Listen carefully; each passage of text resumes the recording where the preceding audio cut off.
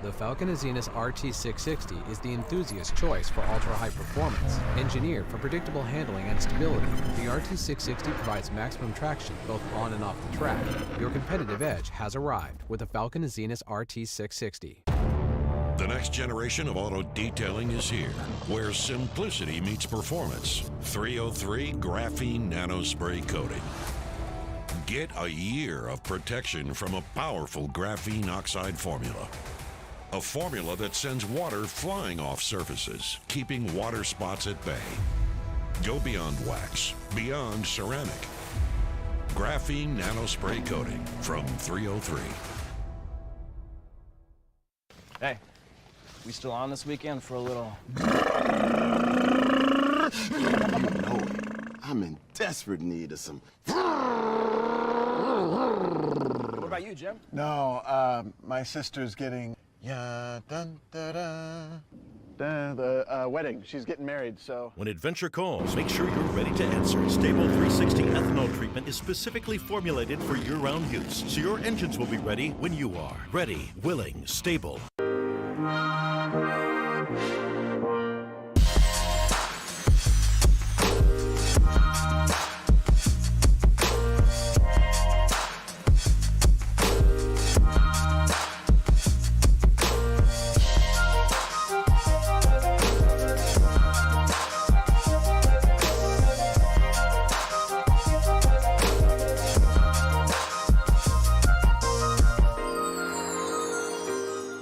Here at FCP Euro, we take pride in the fact that each and every one of your orders is picked, packaged, and shipped by a fellow car enthusiast. We understand that you need the right parts and need them fast to complete that next project or get your daily driver back on the road. Take Roberto, one of the pickers in the distribution center and one of the key pieces to making sure the right parts arrive at your door. When he's not at FCP Euro, Roberto is driving his Mark V R32 to various car shows around the Northeast. When he's picking orders, he puts himself in your shoes and understands that you need the right parts to arrive at your door, so he takes the utmost care in making sure he puts the correct items in the box. To learn more about us, head to fcpeuro.com. For over a century, motorsports has been about going faster than the guy next to you. But in GRIDLIFE's Time Attack Challenge, it's all about going fast for one lap. And often, the opponent is yourself. Hi, everyone, and welcome to GRIDLIFE Live. My name is Kyle Heyer, joined by Greg Kramer. For our first streamed Time Attack session of the weekend, Greg, this is a battle of the clock. You're trying to race yourself, you're trying to race your opponents, but often that time is just one lap. Well, and that's the thing. One lap of speed, you find it, and you get after it. And, obviously you're going for the win in the class, if you will, the fastest time in the class. If you're really good, you're going maybe for that track record. But more importantly, it's beat yourself. You want to, every time you go out, you want to run that little bit faster time. That's really the metronome that you're trying to follow, and hopefully you start closing up on those other guys. But as opposed to being fast for a 10-lap stint, this is lay down that one flyer. We have 7 different competition classes here at GRIDLIFE, ranging from Sunday Cup, which is low-power cars like Honda Fits, Ford Fiestas, stuff like that, all the way up to Unlimited, which is you bring it, you run it. As fast as it is, go for the records. So we've got 7 different classes between those, and we're racing here at Road America, the National Park of Speed, Greg. This is a 4-mile, 14-turn racetrack, one of the classic American road courses. And if you've got a fast car and you want to go out and really see what you can do, this is the place to give it a go. I mean, this place is wicked quick. I love the description that you have in some of the paperwork for the Unlimited class, spaceships on wheels. And that's exactly what they are. And this track is a place where they can really be unleashed. You've got 3 really long straight sections. So if you're carrying mega horsepower, they are flying down here. But you get to the end of those straights, you also got to get them slowed down. And this place is really hard on brakes. So when you're doing that one lap, that's okay. If you decide to go over that second lap, you need to be a little careful of that. The other part of this is you've got lots of long duration, fast corners, and you see a lot of these cars running massive downforce and aero. And as we got a car that looks like it's had a comprehensive problem here, but running massive downforce and aero. I mean, the wings, the splitters, the spoilers, the diffusers on the Unlimited and real far, high-end prep mod classes are just astounding. They make immense amounts of downforce. So now you can flow that speed through the corners, which makes you even faster. But then you've got the consequence side of the equation. You could be fast, but if you throw it off the track here, there are spots where there's lots of runoff, others where it's really quick sometimes, not so much.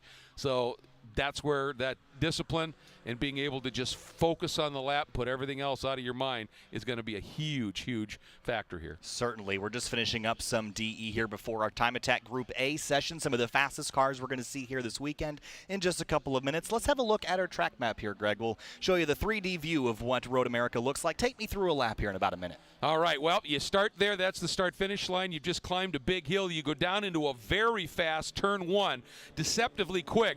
Then you drop down the hill to turn 3. It doesn't look like it here, but there's a little drop, and then it is on the throttle. You climb up out of 3 a little bit, work your way down through what they call the moraine sweep, downhill braking zone, very tricky, down into 5, then up into a real tricky corner 6, really fast sweeper there at turn 7, downhill braking zone into 8. Got to get that right. That long carousel over about 210 degrees leads you into the kink, one of the fastest sections on the track, down through Kettle Bottoms, into a great overtaking area. That's turn 12 or Canada Corner through Billy Mitchell, and up toward that all-important turn 14, because the climb out of 14 is steep, and if you're in a battle for the win, or in this category to get that time, it's to that finish line. The track record here in the 4 miles around Road America is 2 minutes 8 seconds by James Houghton in the fall of 2019. That's really fast. I don't know if I can understate how ridiculous that speed is.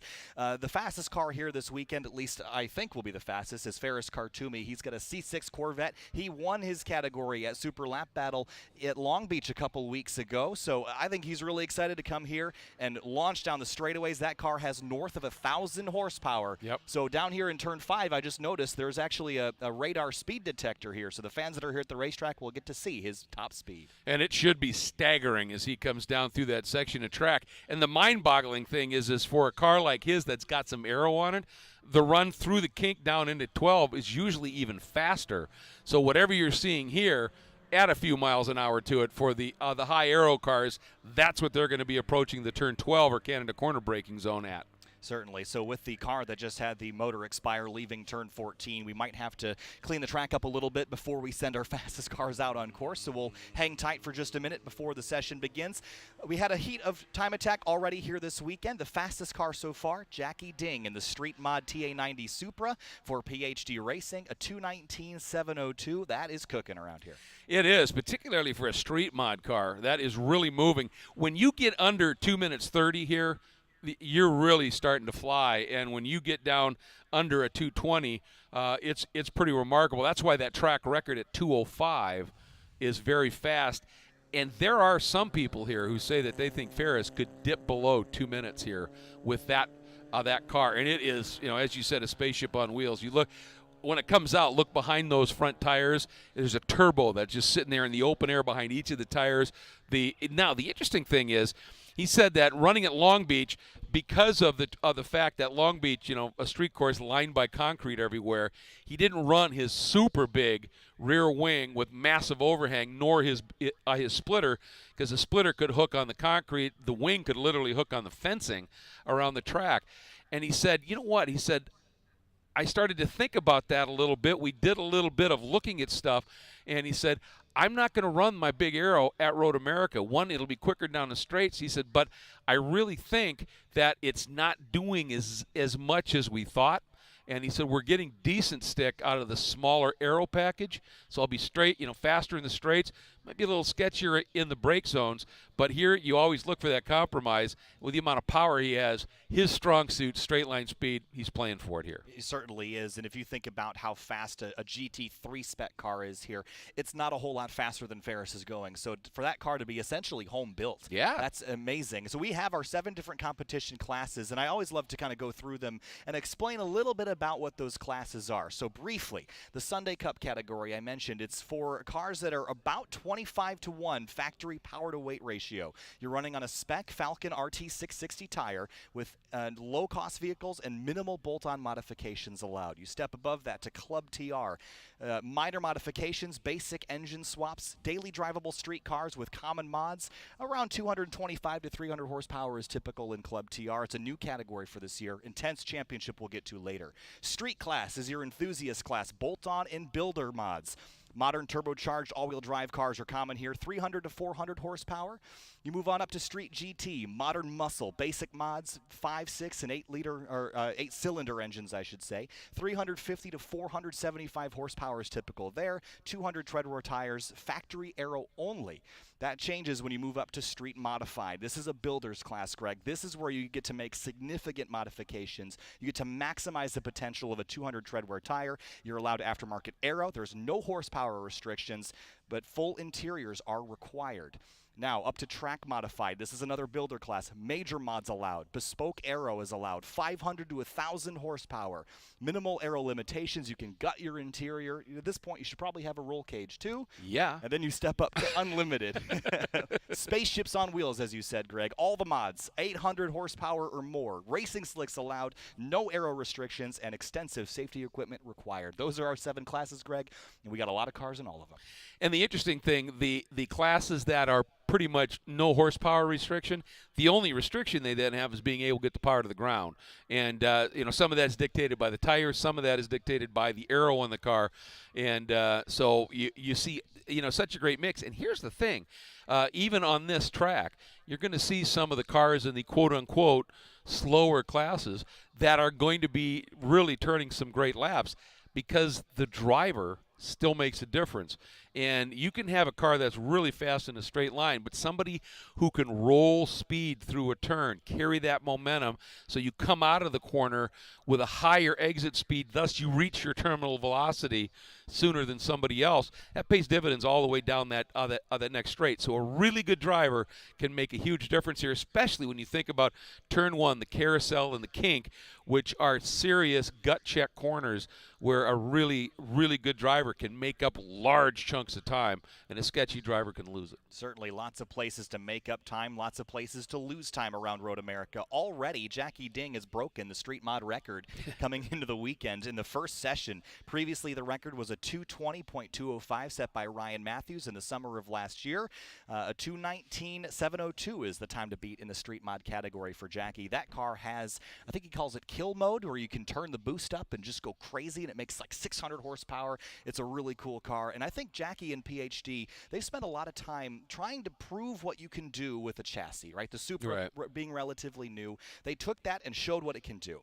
Most of the season, towards the tail end here, he's actually switched over to a Tesla Model 3 to prove how fast that car can be in street class. So it's not so much about, the records are great for Jackie, but I think he wants to prove to people how fast cars can be by making some simple mods. And that's exciting, when you look at it, you're seeing the evolution of street cars and what they're capable of, and it's kudos to Jackie for coming out and doing that, and at the same time putting on one heck of a show. And he does wheel around here, and the conditions when he went out this morning were really, really good, I think, because it was in the upper 60s. You'd like it even to be a little cooler, but there was high humidity. Well, high humidity, all the moisture packed in the air. Each one of those moisture molecules has oxygen in it. The engines love that. And it wasn't so warm, and we've had lots of cloud cover, so the track wasn't getting overly hot. And I think the conditions were great. Now the temperatures warmed up into the low 70s, and we're getting little blasts of some pretty significant sun, and that heats the track in a hurry. So everybody's going to be a little bit mindful of that. But I think we're still in a scenario here where we're going to see some great speeds. As you're watching the screen here, you can see there's that trail of oil through 14, and that's a hugely critical corner. And you can see it leads and then right into pit in. And the great Road America EV crew doing a nice job here putting down the oil dry, and then they'll scrub that a little bit.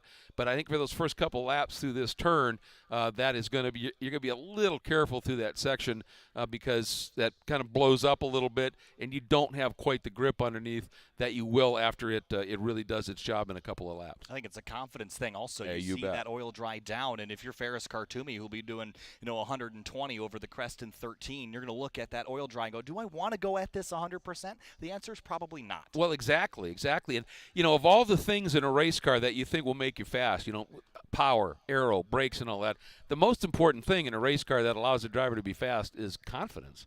And if any of that at a track like this in particular, if there's a little ebb in that confidence, it's going to reflect itself in your lap time. For sure. So another update on a straight modified competitor, that would be Alex Moss in the Super KS 2000. That car has had some transmission gremlins this weekend, Greg, so they're trying to work on it, but we'll see if it gets some laps in this session. Yeah, the defending class champion who put the helmet aside for a little bit, jumped into the booth with me in your absence at Mid-Ohio, did a nice job. We certainly know he's fast. I mean, he won the championship last year, and it was in the same car, I think, and which was bulletproof last year. And this year they've been having those little niggling issues with it. And I was talking with him earlier, and I said, "Well, I said, apparently you've stressed it a bit more." And he went, "Oh, always." That's the name of the game in Track Battle Time Attack. Well, I think the biggest change was the addition of the DCT transmission to that car. I think it's BMW source, so that has been an extensive modification to that car, and I know Andy Smedegard Motorsports and that entire crew has put a lot of time and effort into making that as plug-and-play as possible, but talking to Andy, it doesn't sound like that's a very fun swap to do for obvious reasons. There's a lot of complication, electronics and pneumatic operation, and all those things make that a very complicated piece of equipment, but when it works, it's fast. Oh, it's wicked quick. And back when I was doing some ice racing, you would have people in the modified class that were doing some crazy things. And there was a guy who had a Saab Sonnet with a 3-rotor Mazda engine going through a Porsche drive gearbox, and it was the same scenario. When the thing worked, it was untouchable, but it didn't work that well that often. And that's part of the learning curve here. As you start to do these big evolutions on these cars, and you find out what works, what doesn't, and what has the potential. And that's part of it is, yeah, this is going to work. Now we just have to have the timing and discipline to stick with it until it does. Certainly. Another driver we'll keep an eye on is the current leader in Street GT. That's Alex Arte in the number 77 BMW M3. He currently has a 230.852. That's about 5 seconds off of the track record that Kobe Shields set last season. But I think Alex has the ability to get there, and I think throughout the weekend he'll creep up on breaking the track record in Street GT. As for Club TR, there's no track record here because that class has never visited here, and the current leader in Club TR, I believe, is Drew Turner in the number 9 Honda S2000 at a 241.429. So he's got Michael Barnes, or actually, excuse me, Ryan Seiler, who's second in the points, about a second behind. So we'll keep an eye on that battle as well.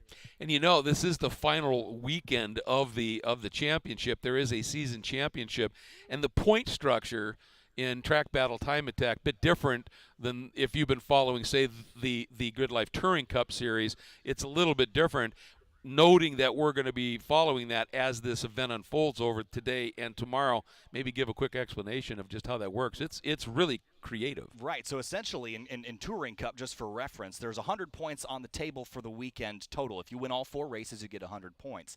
In Time Attack, the fastest driver in each class at the end of the weekend gets 100 points, and for every 1/10 of a second behind you are from the class leader, you lose a point. So a full second back is 10 points back in the standings. So there are a couple championships we'll keep our eye on. Street Mod is one, Club TR is another, that will follow throughout the weekend, but we'll have to pay real close attention because laps change very fast around here.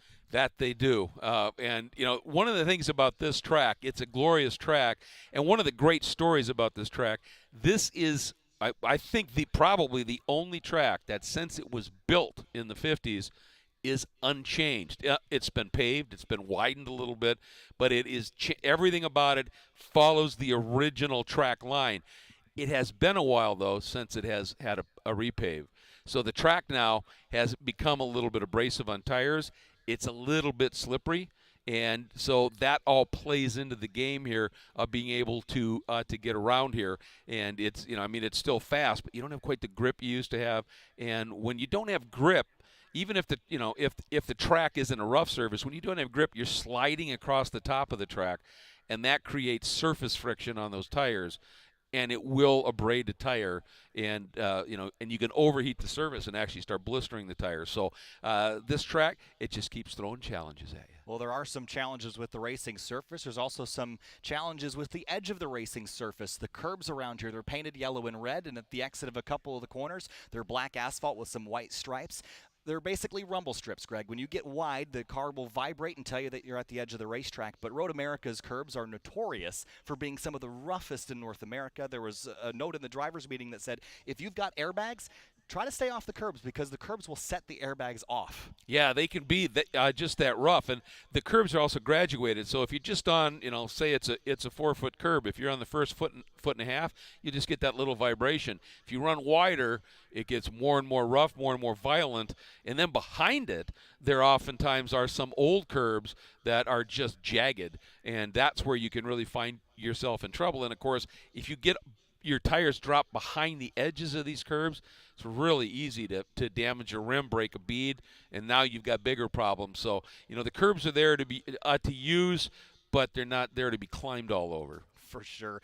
Of course, Road America, they call it the National Park of Speed, Greg, and we're getting some views here of how much like a park this place really is. It's just such a great experience, and we're calling this event the Elkhart Color Classic, and the leaves are just in the midst of changing. It really is a beautiful scene here with some leaves on the ground. There's forests to explore and paths to walk on around here. It really is an experience, and I think it's one of the best in North America. Oh, without doubt. And, the nice thing is you talked about the paths, is that you can literally now, they have created paths that go all the way back by the Kink and Canada corner, so you can take a chair and a cooler and just spend the day wandering and watch from all of these different amazing vantage points, and you can see it truly is park-like, and that America's National Park of Speed, I love it.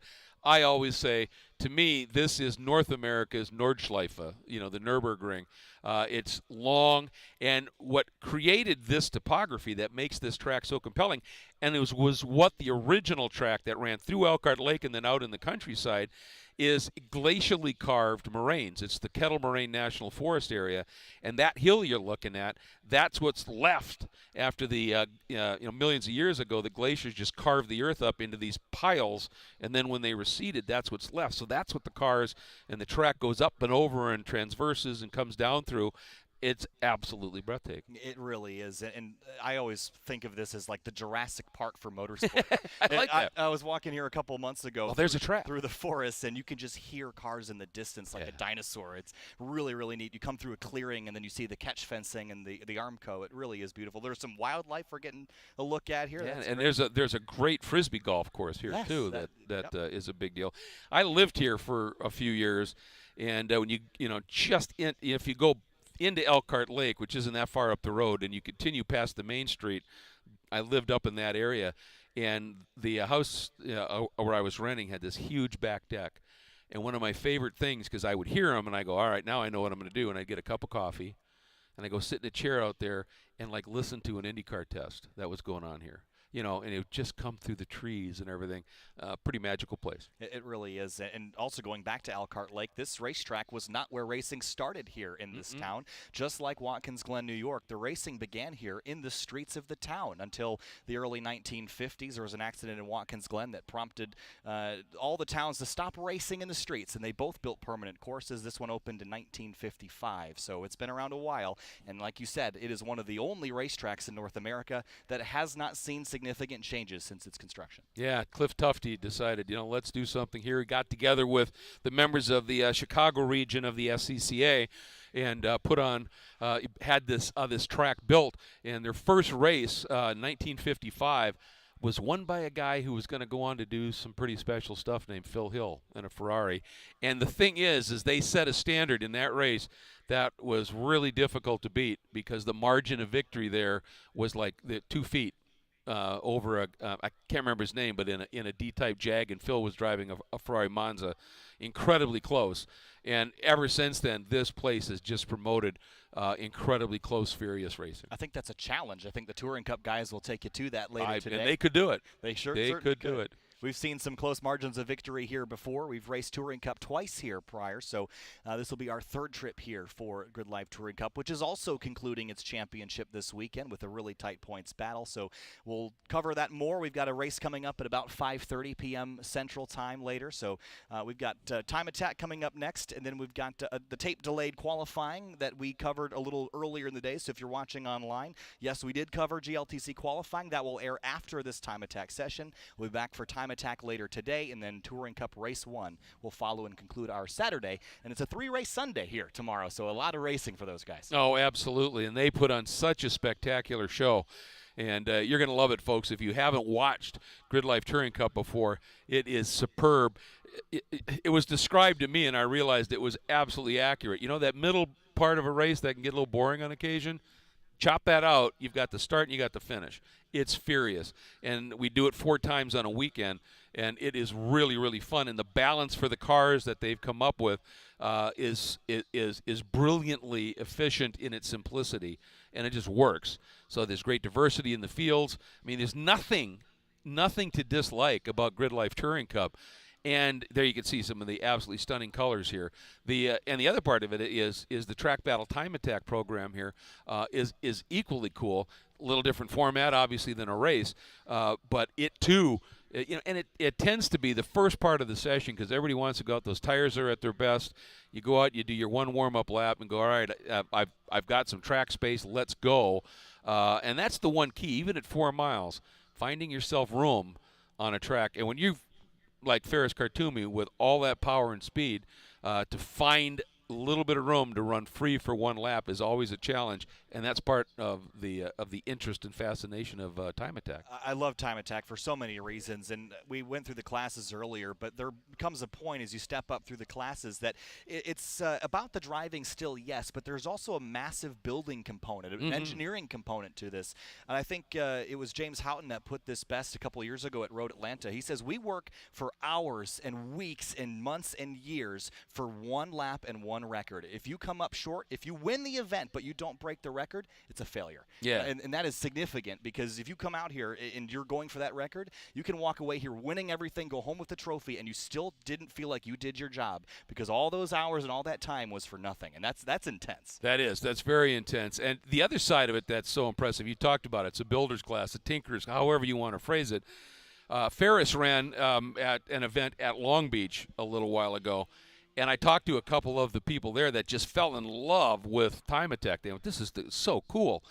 And they said what really surprised them was, they see that machine come by and some of the others in the unlimited class. So they went over to where the paddock is to wander through, and they were looking for the big rig monster haulers because clearly these things are just, CAD CAM designed, and they're and they find, a truck with an open trailer or a this or that, and they realized, no, this isn't some major team factory effort or whatever.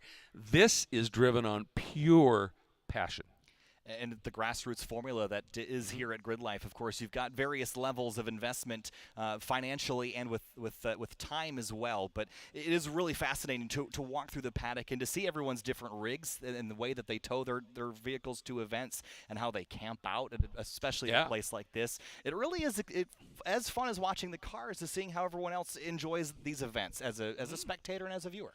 Absolutely. And, we were talking last night at dinner about commitment, and I told you the story, and I think it might be, fair to pass it on here. Bobby Rahal giving an interview in a vintage magazine, and Bobby, of course, Indy 500 winner and kart champion and everything, was talking about, got on the topic of commitment, and Bobby said, well, you know what? He said, when I got my first serious pro season, in the Atlantic Championship, he said I thought I was a committed guy, that I was a committed race car driver. And he said we had a nice rig, we had a little hospitality area, we had that, but we tested, we did all this stuff. He said we'd pull in and the crew would set up this thing and we'd be sitting there, and across from us the station wagon, number of years old, would roll in with an open trailer with a tarp covering the Atlantic car. And this guy would get out, this young guy would get out, and the other side, his wife would get out holding their little baby, and he'd get the thing off the trailer and start working on it, and she'd stand there handing him wrenches, and he'd wrench and work on the car. And he said, and then it would be time for a session, and we'd get into our full program deal and everything, and he'd crawl in, and she'd hand him his gloves and all that stuff, and we'd start the cars, and we'd get out on the track, and he would wax our butts. And his name was Gilles Villeneuve. And he said, that's commitment. So it doesn't come down to dollars, to cubic money, to all of that. It comes down to passion, love, commitment. And that's what this paddock is loaded with. It certainly is loaded with that. Again, if you just joined us, we're waiting for a cleanup at the exit of turn 14 for a car that expired at the exit of... Spectacular. It was a big plume. I mean, I'll give him credit. That was, I don't think... It was F1 level. Intended burnout, but it, you know, unfortunately, that looked expensive. But yeah, track's cleaned up, and we should be going green here for Time Attack in just a couple of moments. It'll be Group A up first, and as you mentioned, Ferris Khartoumi, Jackie Ding, they'll be the first drivers to roll out. They'll be the first drivers to come take a flying lap, and then we'll get to see who cracks the records here and starts laying down the fast ones. And the reason that this cleanup was so judiciously and carefully done is when you get a line of oil and race tires are not a good mix. And you think about it, you come out, this is a really important corner, you get on that oil, the handling goes away, you can have big offs and the like, but it also went all the way up into pit lane. And when you are trying to get off track, get into the pits, there's a big concrete wall right there. So the right thing, safety is always paramount. And when you got oil on a racetrack, everything stops. So we're going to clean that up. Of course, and 14 is a critical and crucial corner as well. Huge. You have to really nail that exit to carry that speed all the way up the hill and down the front straightaway. So that corner being slippery can cost you time that could affect the results of the weekend. So a great job by the team here to get this all cleaned up, and we'll go green here in a couple minutes. Yeah, and you look at that hill, and even from this angle, it looks steep. But keep in mind that camera's up in the air a bit. If that thing was down on the ground, that hill is really steep. And so getting through 14 with every ounce of potential speed you have is what it's all about here. And that's why we're being so careful with it. And here we go. Cars are coming out, and is that Ferris right up front? It certainly is. Ferris Khartoumi in the C6 Corvette. It looks like a spaceship. It's got more wing area than a Boeing 747. So thankfully the wings are turned upside down. It'll stick to the racetrack really, really solid. But he's the first car on track. If you're track side, it'll be the big black noisy car coming your way in just a minute. Jackie Ding behind him, and a handful of others that will share the racetrack for the second track battle time attack session of the afternoon. Well, you bring up a good point when you're talking about the aero on these cars, and you see the wings and the splitters and the wing tabs and all that. Some of it, like the little aero tabs and the like, are just taking the air, like when you stick your hand out of your car window and then you put it up at an angle and you feel all that, and it pushes your hand down. But the wings, where the really effective air comes, you want to do two things. One, you want to get air out from underneath the car. So you'll see in the back of the car is these diffusers that really speed the air up as it exits, so it sucks the air out from under the car, which creates a low pressure area underneath the car, which helps the car stick. But those wings, it literally is, like you said, an upside down airplane wing, because when an airplane takes off, it's not the air that's getting underneath the wing that's throwing it up. It's the air that speeds up over the top of the wing, creates low pressure and creates lift. Well, you turn that upside down and you run at 180 miles an hour, it's going to jam that car down pretty solidly. And one of the things that I was talking about, and I forgot to mention this about Ferris, who's not running the massive aero, he said what we found, one of the things they found was that with that big wing on the back, is it created too much downforce on the back of that car. And he said as a result, we ended up with this push would come back into things. And he said when we got rid of that and at the same time took off that massive front plane, the car balanced a bit better. And he said, you want that here.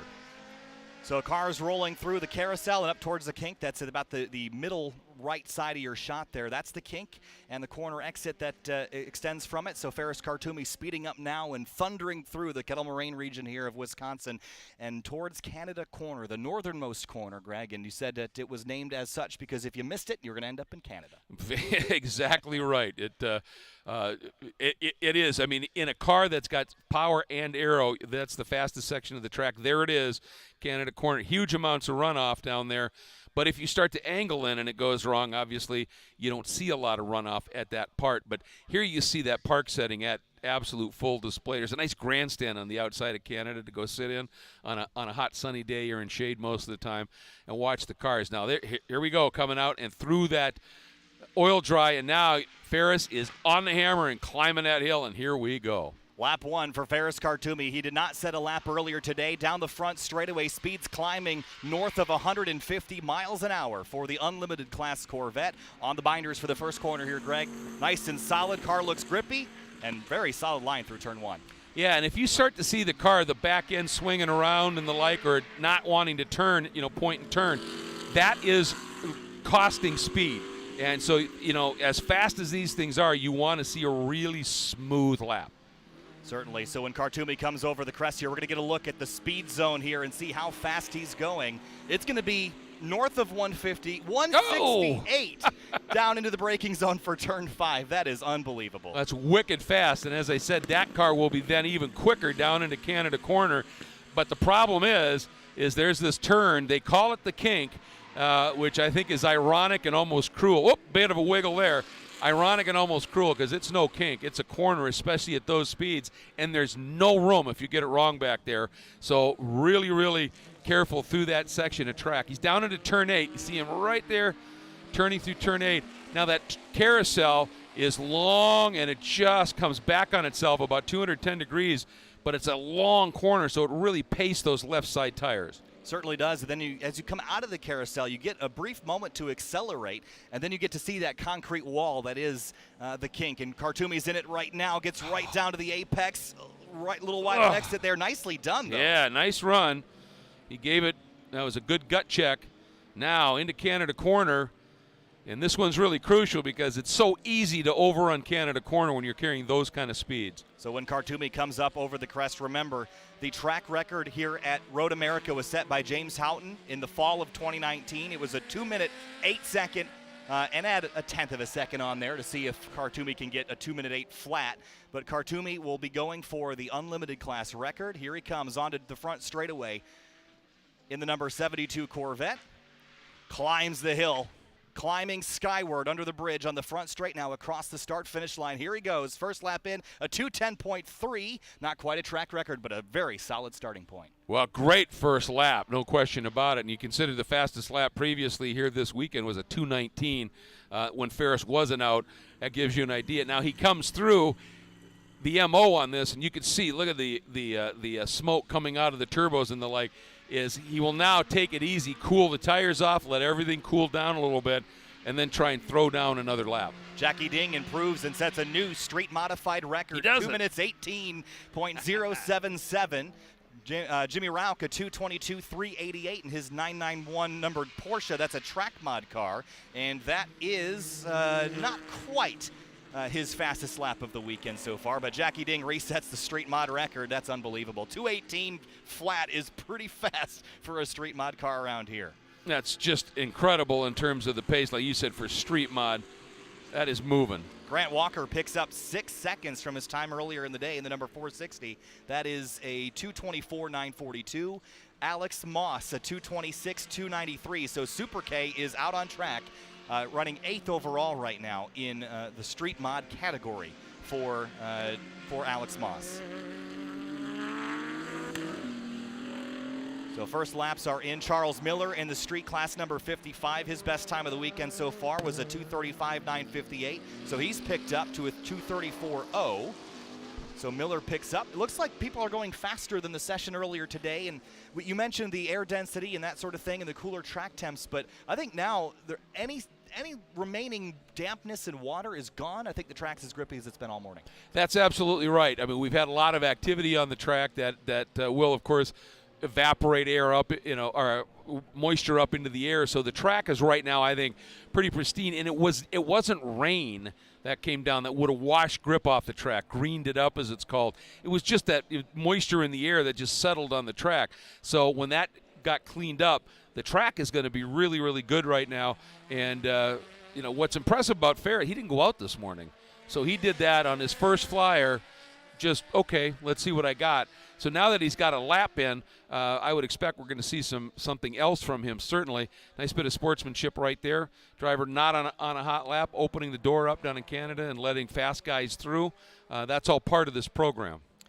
Nicholas Gardner in the number 52 GT500. He's picked up earlier today, ran a 2:24.593. He's up to a 2:23.3, so he's picked up over a full second. So a lot of drivers finding some more confidence, some more grip on the racetrack, and moving upward and onward with their times here this weekend so far. Alex Arteit at a 2:30.392, and for Arteit, that is a pickup for him by about a half a second. So Arteic continues to lead Street GT, and now has a slightly larger advantage over the second driver in Street GT, which I believe is Brad Moore in a BMW M2. So it looks like Steve Luca just ran a 2:19.1. That's a 0.6 of a second pickup in his Ford Mustang. And Luca was second overall in terms of overall times here this weekend. Now he's third with Khartoumi jumping up to that top spot. I think it's again important to point out here that it isn't a combination of your times from each of the sessions. Whatever the fastest time is from any session, that's the one that goes after it. So that's the whole idea here, is whatever you did in that previous session, you want to go quicker in the next one and really get after it here. And I'll tell you, these guys, this is gut check here. It's just one lap. Real tricky braking zone here in turn 6.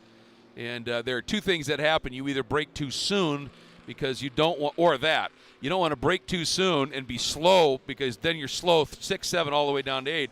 But if you overshoot, you brake a little bit too late. And what happens is you come over the rise, it's right in your braking zone, and it flattens out. So the car wants to get light.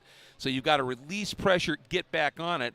And your timing has to be absolutely impeccable, because if it's too soon, you're slow. If it's too fast, you could be off the outside, stuck in the gravel. Or, again, slow because you've had to do this massive save. But when you get that corner right, this little grin appears. And you go, yeah, nailed it.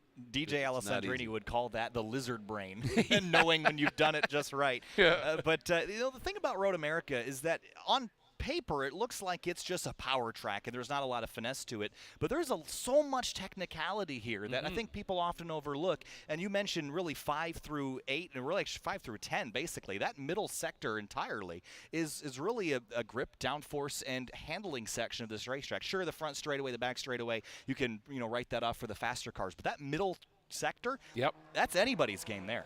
Well, it is. I mean, it is a technical handling section of the track, and that carousel in particular, if you're running something that's a little less horsepower, a little lighter, more nimble, you actually want to enter it maybe mid-track, or maybe even just a little bit left of that still, and then you sort of ease back down toward the apex. But if you're in something really fast with a lot of power and weight, you really want to just try and hug the apex, because if you take that outer line through there, it's really tough to get it turned back into the apex. So you got to drive that section of track very differently. And going through the kink, you may have a car that's capable of going through the kink flat or near flat, but the question is, are you? And that's one of the big things to overcome. And you talk to people here, I love this track. Kink still scares me to death, but I love this track.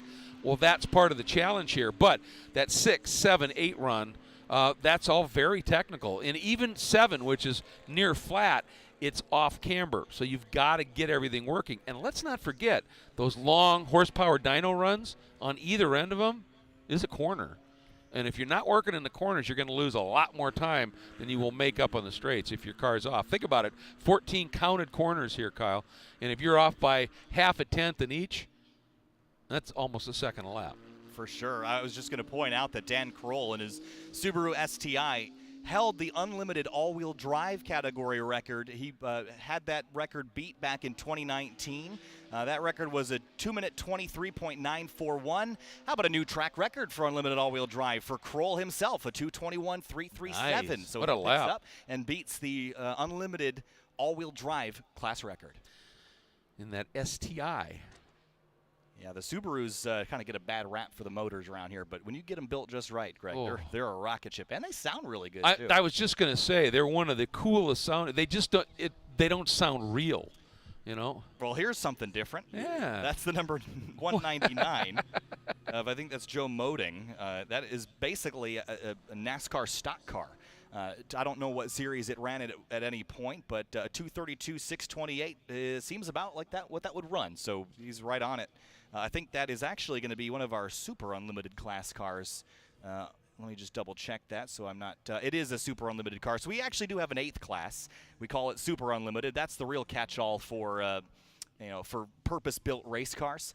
But we don't typically get a whole lot of those cars. Those are just the special ones you just have to enjoy that are here.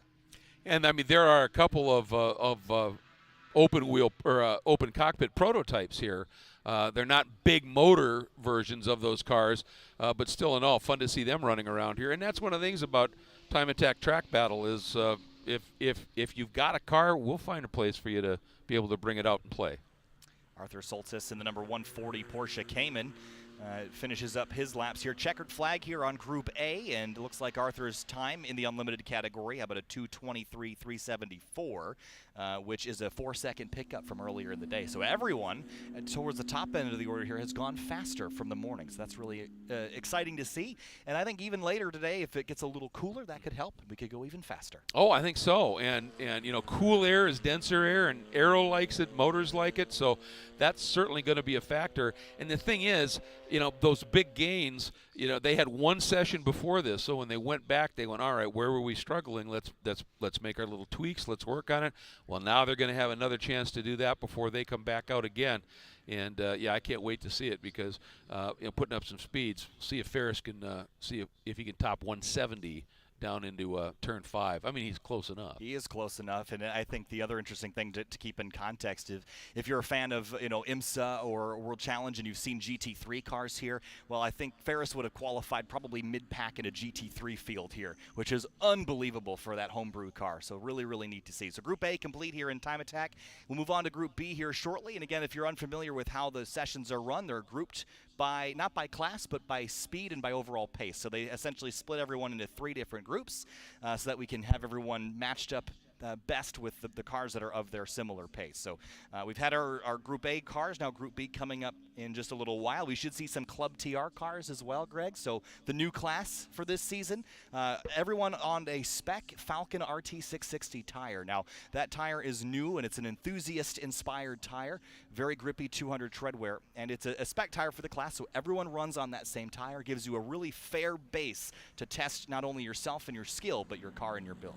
Well, and it's nice to have that kind of a class in the mix. Sure, you want the outright, you know, whatever you want type of class, and you want classes where it's like, yeah, whatever you want to run for a tire, that's fine.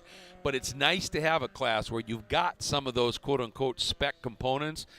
It does 2 things. It helps reel in cost just a little bit, but as you said, you know that, you know, if your tires, you know, may not be as good as somebody who's spending a lot more money on purebred racing slicks or whatever, you're going to never have a chance to really make a time. It's nice to have that kind of a category where you've got those type of components where it's like, all right, it's on me. You know, and that will add a little pressure because if you're nowhere close at that point, it's on you. But if you're suddenly right in the mix, well, there you go. So we see a couple cars rolling through turn 5 here. The third car in line is Jerry Liu in the number 226 Toyota Supra. That's the bright yellow Supra climbing the hill towards turn 6. This is an interesting difference between this build, which is a street GT car, and Jackie Ding's street modified car. So street GT, again, minimal modifications allowed. You have to have the factory aerodynamic components, Jackie Ding's, but just a different style, a different classification. So the street GT car or class captures Camaros, Corvettes, Mustangs, Supras, kind of in that bracket. So that'll be a really fun battle to watch with Jerry Liu behind the wheel of that Supra. Clay Davidson is out on track. That's a street mod Ford Mustang. His best time of the weekend, a 2:39.768. He was the second quickest of Group B earlier in the day, so we'll keep our eye on him. And that's Corvette Bridge. I had done some research on this Corvette Bridge, Greg. This bridge, with the exception of, I think, 2 years, has always been sponsored by Chevrolet and Corvette. That has been like that since 1955. Yeah, they've been great partners, and you know, a track like this, once you get that inroad into something like that, it becomes iconic, and you know, everybody just starts referring to it as, you know, the other one obviously is when you come out of turn 3 on the run down through the Moraine Sweep, and it's the Sargento Bridge. So that's what it's called. It's the, you know, just the Sargento Bridge, and you know, those parts of it, you know, really become almost as iconic as the corners and the rest of the track itself. Well, it's America's Dairyland out here. The Sargento factory's not too far away. It's just right around the corner. So the iconic bridge, not here without reason. It's a local company to this area. Well, absolutely. This area known for some amazingly good racing, cheese curds, and cows. I mean, I like all those things. Absolutely. So, especially the cheese curds and the racing. But well, the cheese curds and the cows kind of go together. well, you have to have the cows to have the cheese curds. Exactly. That's true. But, yeah. So Brad Moore out here as well, the number 931. I think you had talked to him earlier in the weekend in the Street GT BMW M2. What was that chat about? Yeah, well, we were just chatting about. Turns out he's a hometown. This is his track. Lives in Milwaukee, and has come up. He's been coming here since he was 17. Started coming up, watching racing, and then started doing track days. He's an avid autocrosser, which is phenomenal training for any type of high speed running of a race car. Somebody else having a little issue there as they head into the pits. But he's just been coming here for a long time, and he said, I love this track. And he said, I've been here so many times that every time I come here, he said, other tracks I feel like I've got my hands full. He said, this one I come here going, boy, I wish I had like 300-400 more horse. I think one of the S2000s in that shot was Jackson Jensen. I think that's him right there. If you are familiar with Eric Jensen in GridLife Touring Cup, Jackson is his son, and he was running in the Club TR category here this weekend. I see Max Rooney as well in that shot that just went under our camera.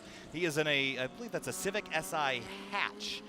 Which is really cool to see. You don't see a ton of those things lying around, so that's always a fun car to watch. I think that's also a Club TR car. Yes, indeed it is. That's Max Rooney in the number 270 car. So our first times will come up in just a minute, but so far, Brad Moore, Clay Davidson, Jerry Liu, Prusank Turner, Ryan Seiler. Let's talk about him for a second. Second in Club TR, and we should extend our sympathies to Ben Thorne, who is of the Gears and Gasoline YouTube channel. He is currently bedridden with COVID-19, unfortunately, which is really unfortunate. And we love Ben and all the Gears and Gasoline guys, and we're wishing the best for him. Hope Ben's watching. We're thinking about you, buddy, and we hope that you get well soon.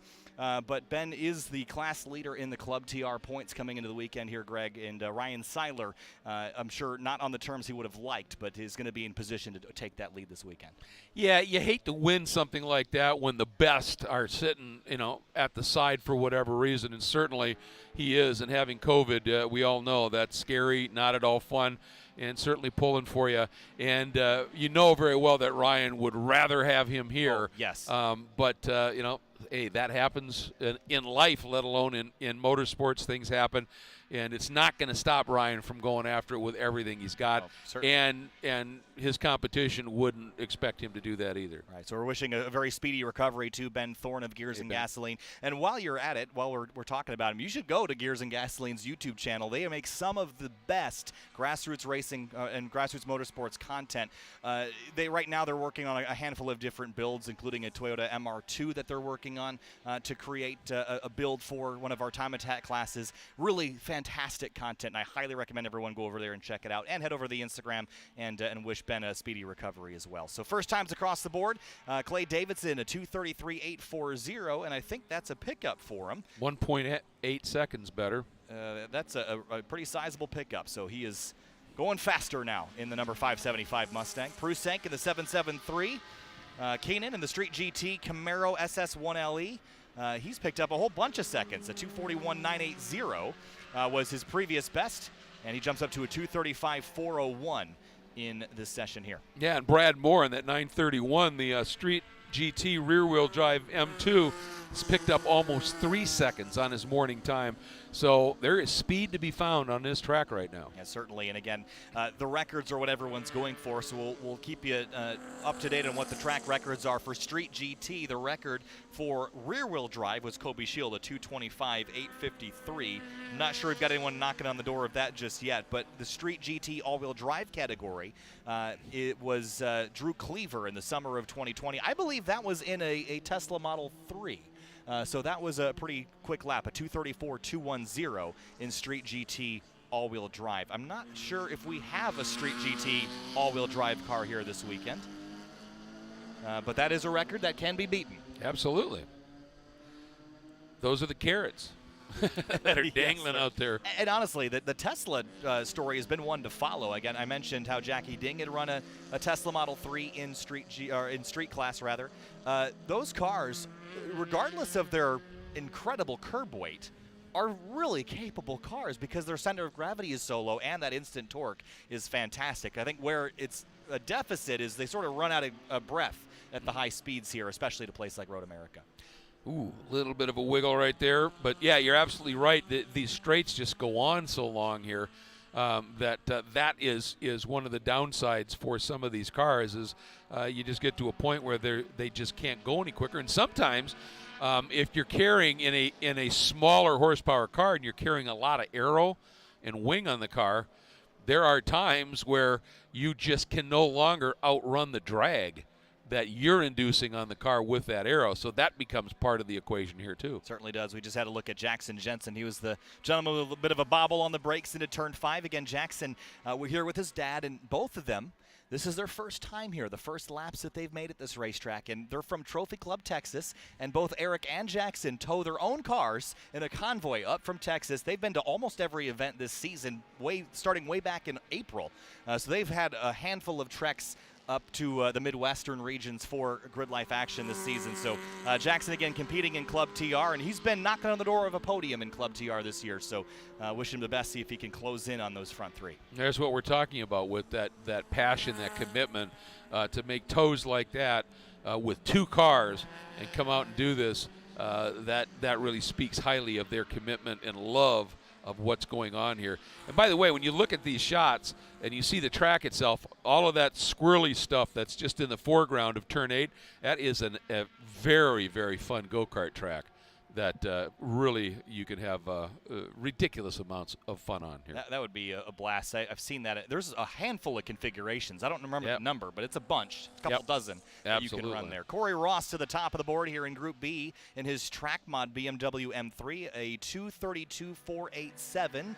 And that is a rear-wheel drive car, of course, and the track mod rear-wheel drive record is a 215.623 set by Jeremy Swenson, who's now a Touring Cup competitor. So not sure that record will fall here this weekend, at least not with Corey Ross's car, but Corey giving it all he's got to try to get the podium here this weekend and doing a good job.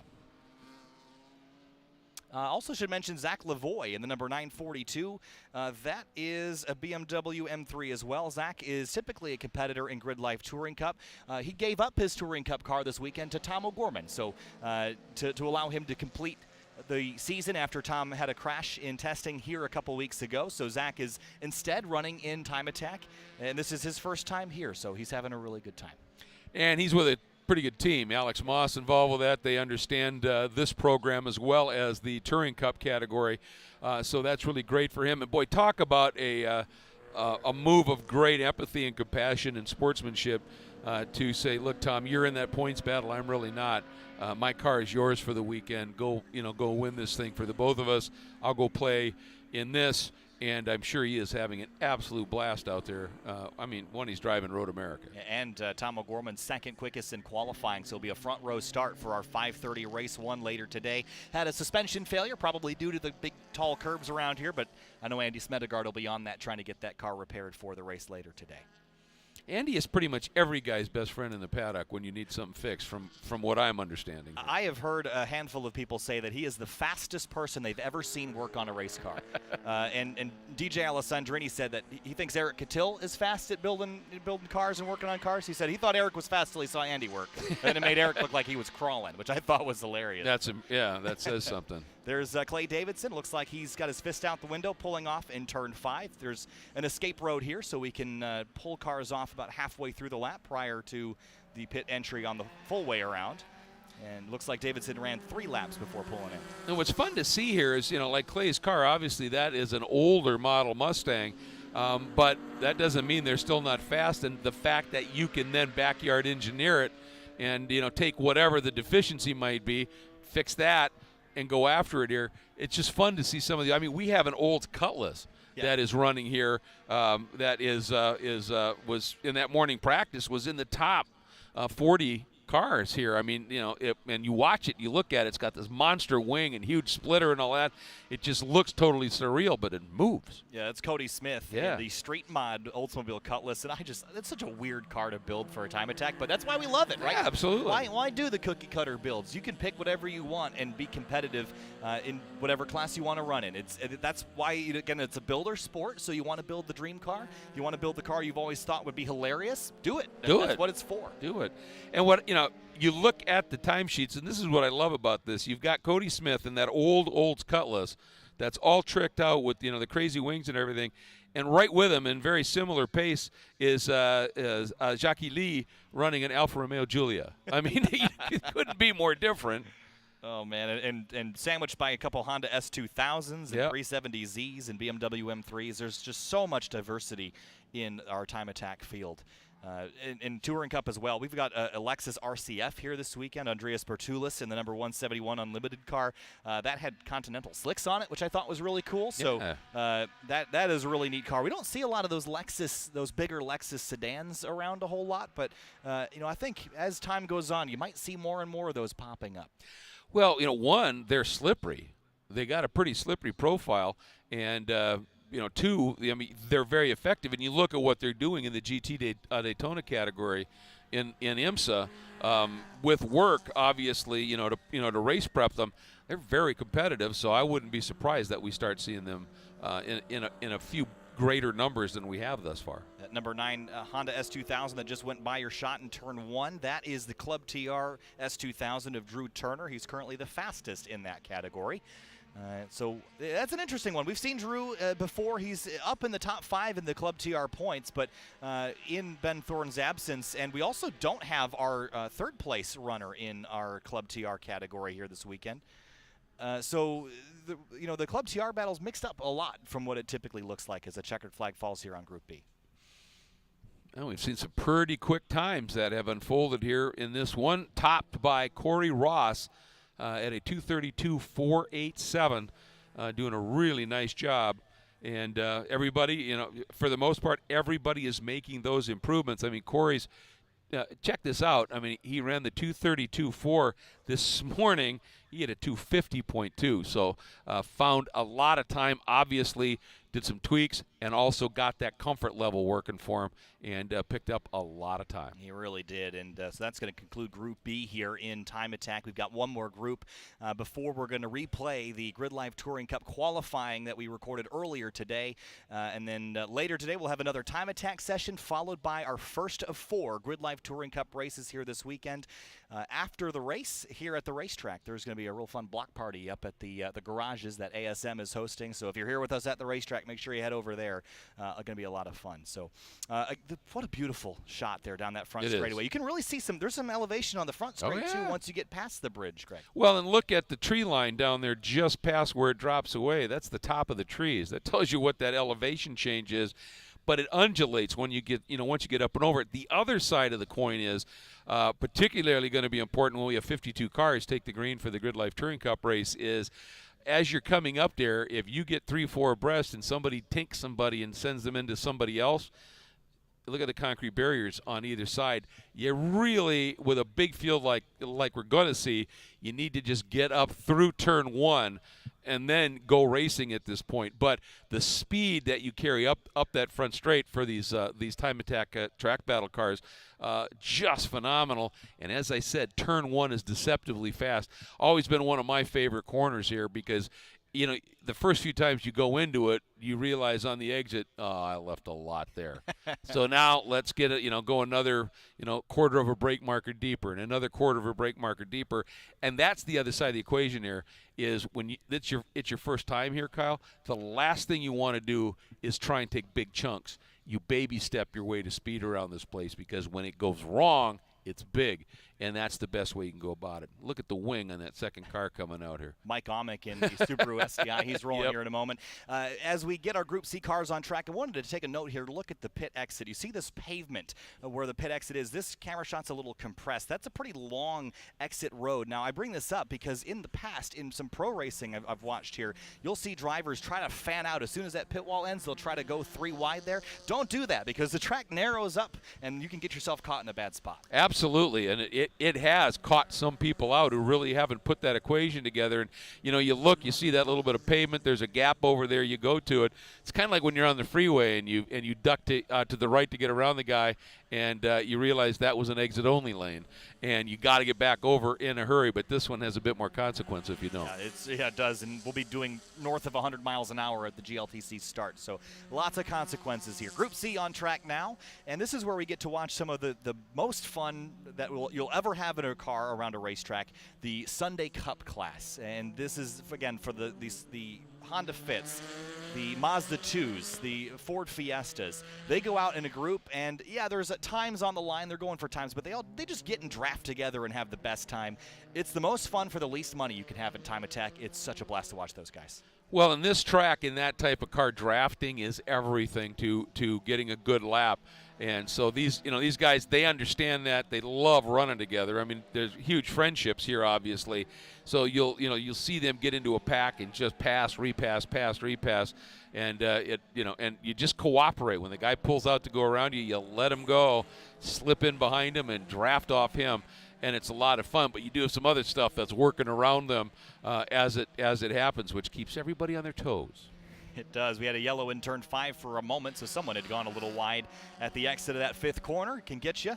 The other thing about turn 5, Greg, when you're coming down this hill, it's pretty steep, but it flattens out and then it turns, so it can kind of catch you off guard there if you're not paying attention. You get that intense grip right as you turn in, and sometimes you just try to carry a bit too much speed down there and you get greedy and get carried away. There's gravel there too. You'll get stuck. Well, racers are by nature greedy. It's just that simple, because you always want a little more. You want a little more speed. You want a little more momentum. You want, and you have to be fast. That's the MO. But you're right. But you recognize those things, that as you get down there, you have to brake a little lighter getting down into it, but as it starts to flatten, you can add a little bit of pressure and then trail off as you do your turn in and get the nose to point. But if you're too aggressive with it, you either can overshoot, or if you're really good and you've got that nose pin, then the back end will come around a little bit. And so there's lots of nuance to these corners. As you said, you look at the map and you go, oh, okay. But when you get out there and drive it, there are lots of little things that you really have to be paying attention to pretty much everywhere. And the other part of 5 is there's actually, and you look at the track map, it doesn't really show it that much, but you kind of bend. There's this little bend and weave down the moraine sweep. And as you get to 5, you'll see guys and gals with 2 different approaches. You either get over to the right and just brake right along the edge of the track and turn, but some of them will kind of angle a little bit into it, and what they're doing is they're preloading the right side. Yes, their turn in, therefore, is a little bit tighter, the radius is tighter, but they get the weight more onto those rights before they start turning, or onto the right side tires, so that left turn, it just pivots and goes a little bit. And it's all about how your car is working, what your driving style is. Certainly. Austin Leapart in the number 203 NCMX5 in Club TR is the first driver to come across the line. He'll be coming down the hill here in just a moment through the Sargento Bridge and then down into that 5th corner we were just talking about. And you can see here the slight bend in the racetrack is why you would want to stay maybe driver's left and brake in a straight line across the surface. You see 2 different lines right there in that's shot. Exactly what I'm talking about. Yep, and into turn 5. You'll see those different lines, and in the race later today in GLTC, that gets wild, because if you're racing with competitors you haven't seen race yet, you don't know what line they're going to choose, so you got to get real creative. Yep, and you might come down and and so they're staying a little bit left, and you think, oh, well, I'm going to go around the outside, and right as you make the move, they start angling toward that, setting up for the corner, and this track keeps you on your toes, because through that section, through the kink and down into Canada, wickedly fast, but you're always bending and moving. Not a lot other than this front straight. There's not a lot of sections on this track that are just nice and straight for a long time where you can catch your breath. Wanted to give a shout out to our very own co-founder of Adam Jabay. He's on track right now in a Honda Fit he bought just a couple of weeks ago. He's running in Sunday Cup right now, and as it stands, he's currently 3rd in Sunday Cup here this weekend. So on the podium after the first session, we'll see if he can stay up there. But Adam sometimes races in GridLife Touring Cup. He has a Honda Civic that has Lambo doors and air jacks, Greg. So if you haven't seen that car yet, you're in for a treat. I think he did race one of the races, maybe two of them at Mid-Ohio. Yeah, it's an interesting bit of kit, as they say. Yeah, it's really cool. But Adam, in Sunday Cup, he's going to have the best time, and I'm so happy that he gets a little bit of time to step into the car and get some laps at the thing that he built alongside Chris Stewart here at GRIDLIFE. No, he's earned it. You know, the effort that both of those guys and everybody that are part and parcel of the GRIDLIFE management team, you know, they're as passionate about this as anybody on this track. Perhaps even more so, because when the weekend ends, that work doesn't stop. That is certainly true, and there's too many names to list, but I'm just going to name a few. Tricia Long, Mike Cohn, Charlie Enslin, all the go-getters. They get it done. They make it happen here. They're why this can succeed. So big thanks to those guys and all the grid workers, timing crew. And corner workers that come out yep. to the volunteers. There's another, Kyle Heyer. Oh, that guy. Who's that guy? That guy. I just get to sit here and talk, Greg. I'm having a pretty good time. First times across the board, that's Nick Kors in the number 79. That's a Honda Civic. He had just run a 2:33.9. Tom Halka is in the number 700. He's probably here with son Josh Halka. They'll be pairing up that car. Tori Skursky, a 258.5. Leaphart, a 258.1. And that is a gain, I think, for Leaphart in the number 203. So we'll see some times come across the board. We'll keep you updated on the track records. One of the track records I wanted to know was Sunday Cup, and it is a 3:08.176 from Alex Mishra in the summer of 2019. So I'm going to guess that record gets beaten. We have a handful. We have a whole bunch, almost a dozen Sunday Cup cars here this weekend. That's a nice field of them, isn't it? And it just shows that you can have, you don't have to have a ton of power or a lot of money invested, huge aero or whatever, to get out and really enjoy yourself on a racetrack. Even a long one like this, you still have to be faster than everybody else around you. Well, track record broken. 411, the number 411, the Hard Times Racing Sunday Cup. Honda Fit, they just ran a 3:04, I believe, which would put them good enough to beat the track record by 4 seconds. So, and I bet that time will continue to fall. I'd love to see if we could break the 3-minute mark. That might be a tall order, but they might get below 3 minutes in those spec fits in all the Sunday Cup cars. You know, and the interesting thing here, that time that they set this morning was a 3:04.2 as well.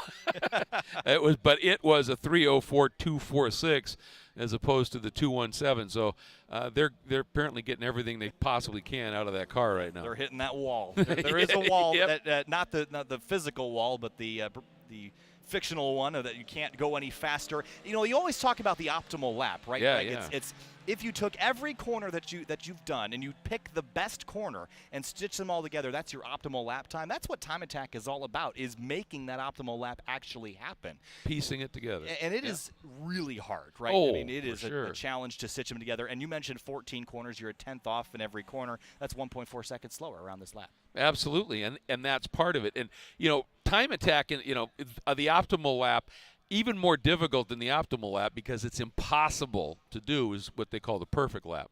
And nobody has ever driven the perfect lap. You've driven close to perfect. We've had those. But what it is it's the pursuit of the perfect lap that is really the driving force in Time Attack, because the closer you get to it, the faster you are, the closer you are to breaking records and setting new ones. And that's the drive here. But a perfect lap doesn't exist, because in virtually every corner, there's that little moment where that little save, and it may not be anything of significance, but believe me, that may rob 0.08 of a second, and technically, that's a mistake, in a sense. So, but that's the fun of this. Right. I mean, it's a compromise everywhere, right? I mean, you might be able to brake a little bit deeper and a little bit harder and still make the corner, but you're compromising your exit. You might be able to have a better exit, but you're compromising your braking. So how you optimize your braking, your cornering, your exit, your straightaway speed, all that is what comes together to make your fastest lap of the weekend and try to break these records that everyone spends so much time trying to beat. Sometimes when you try and find the time by just going deeper on the brakes, more speed into the turn, and there's a saying called slow in, fast out, and then you reverse it, fast in, slow out. And you've got to get that balance just right, where you're just the right speed down and into the corner to where you pick the speed up without having the car step out and flow speed through the corner. A tight corner, that's a very different animal to drive as well than a long flowing speed corner where you need to be rolling speed. And so you're constantly making all of these literally micro adjustments. I mean, you watch the great drivers through a turn like the carousel, watch those front tires. They're constantly, there's just this little thing because they're correcting and correcting and correcting and balancing the car on the throttle. And it's an art. It's, there's science involved, but it's an art to make it work. Nick Kors and Mike Amick putting their first times of the weekend in. They're fast enough to be in some of the higher groups here, but hadn't set laps yet this weekend, so they're required to go out with Group C just to set a banker lap, so a 2:27.859 for Nick Kors in his number 79. I think that's a street mod car. Mike Amick also in street mod, that is a 2:29.273 for Mike, so that's a pickup by, it looked like 30 seconds, but again, not a real lap set this morning. So just getting the benchmarks in here, Greg. We've still got so many sessions left to run later today and this weekend and tomorrow. So if you don't run the best lap today, that's okay. You still got more time. And every session they go through it and readjust those groups, don't they, by the time, so that you're always out there. Because what you don't want is to be out in a group where, one, you're in a Sunday Cup car and Ferris Khartoumi is steaming by you. And conversely, you don't want to be in a really fast car dealing with traffic that's seconds upon seconds slower than you. One, it's just not fun. Two, it's dangerous. So they group them. That's really wise. I think Ferris Khartoumi's Aero, the Vortex, probably just suck a Sunday Cup car right into it like a black hole of racecraft. That'd be a pretty spectacular sight. I will tell you this, years ago, I'm dating myself, but way back when Jim Durhog was still running Trans Am, and I was at, it was my first ever driver's school at Brainerd International Raceway, and that's mile-long front straight. And Durhog signed up for the driver's school because it was a cheap way to get a test day in his Trans Am car for a race that was coming up in a couple weeks. And he knew which car I was in. And no matter where I put that little starlet, which I was in top gear by pit in, right? And it was just a mile of just, no matter where I went to give him room, he would always come by me with about a half a foot between the two cars. And he'd go by me 80 to 90 miles an hour faster than I was going, and I just buff it and blow around and everything. It was funny to a point. Oh man, there's. So I feel for anybody that's out there in a smaller car when a big boomer goes by you. Wanted to point out Nick Kors' car. It's a Honda Civic. It's got the English flag on top of it. Now, I asked Nick a while ago why that exists. He goes, I don't know. I bought it from the previous owner. He had it like that. The previous owner wasn't English. The car's not English. So just because it looks cool like this. Just because, yeah. Something you'd see on a Mini Cooper. Yeah, there you go. There you go. That's very Austin Powers. Yes. Maybe that was the whole thing. The guy was an Austin Powers fan. Yeah. So I just saw the checkered flag fly. Oh, did we? There was a flag. Maybe it was might have been a wave blue. Could have been a blue. Yeah. I don't think we've quite seen checkers. I didn't think so either, but they're waving. Oh, there it is. Everybody. You're just a couple seconds early. I think by the time that they heard you over on the other side of the racetrack on the PA, they decided. They went, oh, okay, we're supposed to be checkered. So My bad. You're responsible. I just lost everybody 3 minutes of track time. I got it. Well, there's one of the fits. I think that's Yeah. James Morgan that's got his fit all lit up with lights. That's a fun way. I mean, we've seen underglow in GLTC before, but flashing blue lights on a Honda Fit, that's a new one. That is new. That is new. And there's Pete Lindbergh. I think he's got his hand out the window. No, is that Pete? It is Pete. Pete Lindbergh in the number 969. He must have just run his personal best. He had his fist pumping out the window. That's great. Oh, man. I don't think we've seen Pete on track. Oh, we had. 3:15.686 was his previous best. And he just did a 3:06.6. Wow. Okay. Big gain. No wonder he's elated. That's awesome. I love Pete's a great guy. He's super positive and a really good guy to be around. He took my mom out for a lap in the Fit at Autobahn Country Club a couple months ago, so she got to experience what a Honda Fit is capable of, so that was really cool. But, you'd be surprised looking at a Honda Fit, 100 horsepower. Yeah. You get in it and you realize these things are pretty quick once now in context with faster cars, maybe not so much, but they're capable cars. They are. Well, and, that's a class where you get into road racing. It's called B-Spec. and it's some of the most fun racing that, one, you could be a part of, and two, you can announce. I just had the good fortune to call the runoffs, and I had the B-Spec class.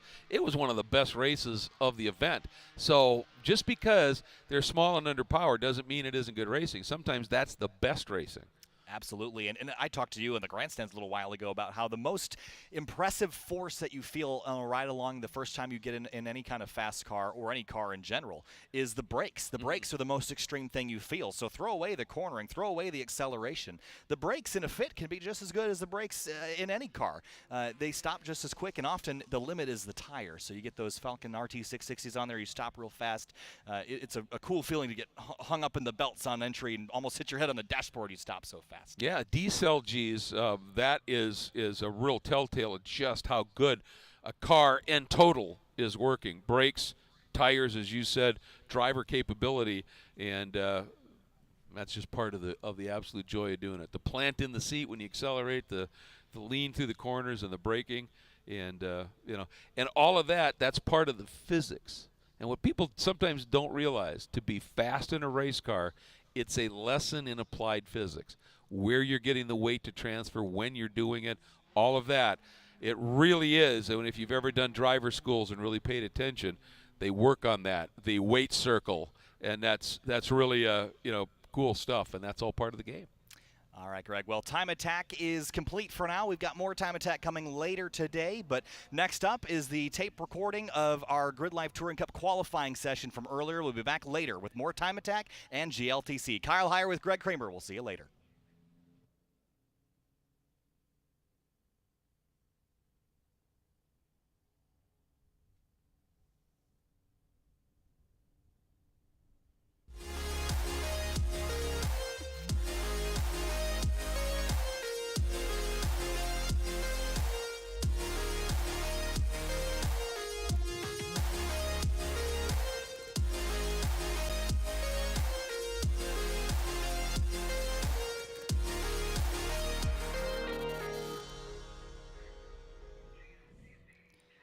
Road America, America's National Park of Speed, plays host to the final round of the season for GRIDLIFE Track Battle and GRIDLIFE Touring Cup. Hi, everybody. My name is Kyle Heyer, joined by Greg Kramer, one of the voices of American Motorsport. So happy to be alongside you there this weekend, Greg. We've got 4 races for GRIDLIFE Touring Cup this weekend and Track Battle Time Attack. We're going to kick things off with qualifying. Absolutely. It's an absolute treat to be here. Thank you for inviting me back. My experience filling in for you at Mid-Ohio was my first really as part of a GRIDLIFE event. It blew me away. The GRIDLIFE Touring Cup, the competition is absolutely intense, and it is an absolute treat. So those of you who haven't seen it before, I think you're really going to enjoy this one. It's great to be back and a part of it, Kyle. So exciting to end our season at such a spectacular racetrack. Road America, 4 miles, 14 corners. Greg, take me through a lap here on our 3D track guide. If you're here at the racetrack, you can focus your attention on the Jumbotrons to see what this track looks like. 4 miles, 14 corners. Well, one thing that you first used, the one word to describe this track, is speed. It is a really quick track. A long, long front straight that is really important to get an exit out of that last turn because you're climbing a hill. And that's the run to the finish line during a race. So you've got to have good horsepower. This is the exit right here of turn 14. Long pit lane here. If you've got to stop during this race, your chances of a good finish are done. It's a very steep hill. You get up over the top of it. Just past there is start-finish. And then you head down here into a really deceptively fast turn 1. You can really float more speed through there than you think, and there's a lot of runoff on the exit, but if you use too much of it, you're actually running too wide and running too much distance, so you've got to be disciplined in 1. Then you drop down the hill a little bit. Turn 3, another really crucial corner. It is a fairly tight arcing corner, but it leads onto the track area called the Moraine Sweep, another very long, fast blast, and it launches you down into turn 5. And one of the things that's really tricky about Road America, lots of downhill braking zones. Gravity is not helping you. This is turn 5. You can see that slope down into turn 5. This is just a track exit area, but you would make the turn up the hill into one of the most underrepresented and discussed corners on any racetrack, turn 6, one of the trickiest braking zones.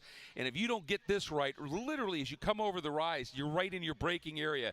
If you brake too much too soon, you're slow all the way through the really fast hurry downs area through 7 down to 8. But if you overshoot, you're in the gravel at the exit to 6. So it's a balancing act through there. Then you sweep through 6. 7 falls away, off camber, down the hill, but it is flat chat for most cars. Another downhill braking zone into turn 8, another 90-degree. Now you're into the gut check part of the track. The carousel, slight downhill run through it. You just build speed, build speed.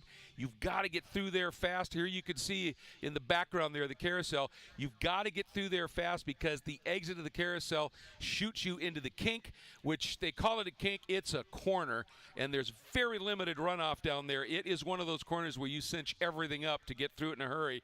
You run through Kettle Bottoms down to one of the best overtaking areas on the track, Canada Corner, down in turn 12. Then another very quick and deceptively tricky area, blind turn in through the Billy Mitchell turn 13. Really fast climbing.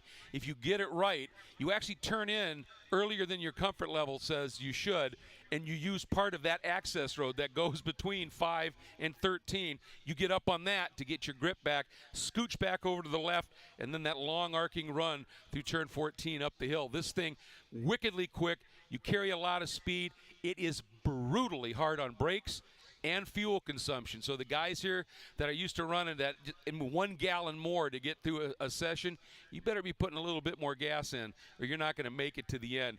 This track has a little bit of everything, but the key word here is fast. It's a lot of full throttle driving for everybody here this weekend. Again, a reminder on GridLife Touring Cup. A sprint race format, 15-minute races. We do 4 of them throughout the weekend. Single class cars, all power to weight balanced. More power, more weight. So you get really different builds in this series. We've got Corvettes and Miatas and Honda Civics and Porsche Caymans. You name it, we've got it here in GridLife Touring Cup. And with a 52-car field, Greg, qualifying, which we're about to see, is incredibly important. Yeah, record field for here at Road America. And you were talking about it, the diversity in GridLife Touring Cup, I think, in one class outshines anything else going today. And the balance that they use is brilliantly simple and effective. And you know, when I was at Mid-Ohio, the starting grid, I think the top 12 cars were covered by 0.8 of a second and a lot of variety in it. And that's what makes it so compelling. And you get the cars that have the big horsepower. They go out early oftentimes, but they're heavier. They start to come back to the lighter, nimbler cars as these short races unfold. And the last 5 minutes of these races are just absolutely intense and thrilling. And you're right about qualifying. The way qualifying works here is it sets the grid for race 1. Then race 2 is based on fast lap in race 1. Well, if you're buried in the field and can never get a fast lap in race 1, you're behind again. Then it's based on where you finish. So if you're constantly stuck in the packaways and you can't get good laps, you're on the back foot all the way through this. And with 52 cars, even on a track with a lot of passing here, you better be up front in qualifying if you want to be in the top 10. It's pretty simple. Well, the cars are rolling off of the grid now and on to the 4-mile racetrack here at Road America. There are so many stories coming into the weekend, and I'm not sure we're going to have enough time to get through all of them. But the biggest story is the championship battle. We've got Eric Kittil in his number 82 Hybrid Racing EG Civic leading the points by 9 over Jeremy Swenson in his Viking Performance Corvette. The Corvette has the advantage here, Greg. It's got the power to outdrag Kittil on the straightaways. So that's something we're going to follow here in qualifying. Eric Kittil trying a different lower downforce, lower drag setup to try to make up some of that speed difference. We'll see if it's going to pay off for him here. Well, and here's the thing with Road America. You always think about these long straights. Lots of downforce on the car means drag, it means slow. But it gives you stability in these very long duration, high-speed corners and under braking. So when you trim the downforce off, you're going to get speed on the straight, but your car could be sketchy into the braking zone. You got to start braking sooner because you don't have that downforce pushing the car down, so you don't start locking up tires in the braking zone. And then the car is a bit more of a handful in the corners. There's always that compromise, and it's like, all right, did we trim too much aero? Do we need a little bit more? Are we good? And we're going to find out. This is the first time they're going to really just have to lay it out there, and we'll see how that plays out. It's going to feel very claustrophobic even with the size of the racetrack we have. The fastest driver in practice was the number 42 of Tom O'Gorman. For those of you that are familiar with Tom O'Gorman, 42 is not normally his number. This is his teammate Zach Lavoie's car. Tom was here a couple weeks ago testing a lower downforce setup, and the car snapped and crashed over by turn 13 by Billy Mitchell Bend. So O'Gorman basically didn't have a car for the round. So Zach Lavoie said, here, take my car, you go for the championship. Tom's third in the points. An outside chance of a championship, maybe, but he has the opportunity, and right now is the fastest, at least in practice. Yeah, with 4 races, 25 points to win, there's 100 points on the line. Anybody who's out at 101 or more behind those guys up front, they're out of the championship run, but there's 6 still mathematically in it. And we have seen drivers that have had a problem in the first race and then are struggling throughout and finish well down in the points, so it's certainly not done. Interestingly, they found on Tom O'Gorman's car the left rear shock was frozen. So when they were making shock adjustments, nothing was really happening. And he said the car was just diabolical. Ironically, it was in a corner that wasn't a right-hander where that left rear would be a problem. But he said the transition probably is what kicked it over. So now they've got that dialed in. And we're seeing, obviously, with hopping into Zach Lavoie's car, he said after he got in it, and Zach was kind enough to, that day after the crash, said, get right in, get back on that horse. Tom got out of the car and went, oh, this is what that's supposed to feel like. And, man, he just was unleashed in this practice session. Yeah, he certainly is. Another driver we should mention is Micaiah Hackbarth in the number 447 Porsche Cayman. Brand new to Grid Life Touring Cup. He's run in our Time Attack series before in an Audi TT-RS. But he's here running 6th fastest in practice in a car he bought 10 days ago, Greg. Amazing. That's a great start for him. We'll see how he does in qualifying. And, you know, you're going to see that car compared to some of the other cars out here. It looks like a nasty hot rod. Big meats on it, wide, that Porsche and everything. But, again, because of how they do the balancing in this series. It's a car that you look at and go, it's going to dust everything here except maybe the Corvettes. Nope, it's just done very, very well here. And, yeah, impressive to see him up there. And we had a late entry that showed up, Robert Manicherry in the number 352. He's right up in the top 10 as well. Yeah, he's had a long history here in Grid Life Touring Cup. This is the first time that he's had anti-lock brakes, though. He put ABS on the car, which his said in practice made him feel a lot more comfortable. So he's very excited as we get the green flag here in qualifying. Eric Catil in the Hybrid Racing EG. Nice and flat through turn 1. Looks good. DJ Alessandrini, a winner from Mid-Ohio Sports Car Course a couple of months ago, comes across the line behind him. Andy Smedegard, the leader of the Andy Smedegard Motorsports crew. There are a handful of those cars here. Tom O'Gorman, Emil Tab, the first 5 across the line. And this was just their outlap, so showing no time at this point. The interesting thing, this track being so long at 4 miles, you know, it's hazy today. There's high humidity, but it's in the 70s, so it's not cold by any means. So on that one outlap, they should have had plenty of opportunity to get everything warmed up in the car.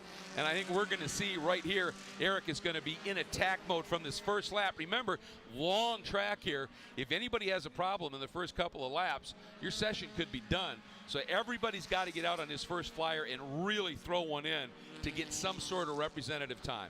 Eric Catil also has a new brake package here. If you remember back to Gingerman Raceway just a couple of weeks ago at our Midwest Festival, had a wild brake failure on the final lap of race number 2, was able to escape that situation unharmed, and the car was in one piece. But new brake package, bigger brake package this time. He just bedded those rotors in practice. Didn't really get a good clean lap, so I'm not really sure where Catil's pace is going to be. He's won here in the past. We'll see if he can do it again later today. Yeah, and this track, as I said, brutal on brakes, so whenever you come in with a new brake package, you know, that practice session this morning, I'm sure was a smidge nerve-wracking to make sure they got it. The other story to me is Swenson, who most of the season has been running on streets tires. They come in faster. He can jump out and get a margin, but after Mid-Ohio, he tried the slicks for a couple races.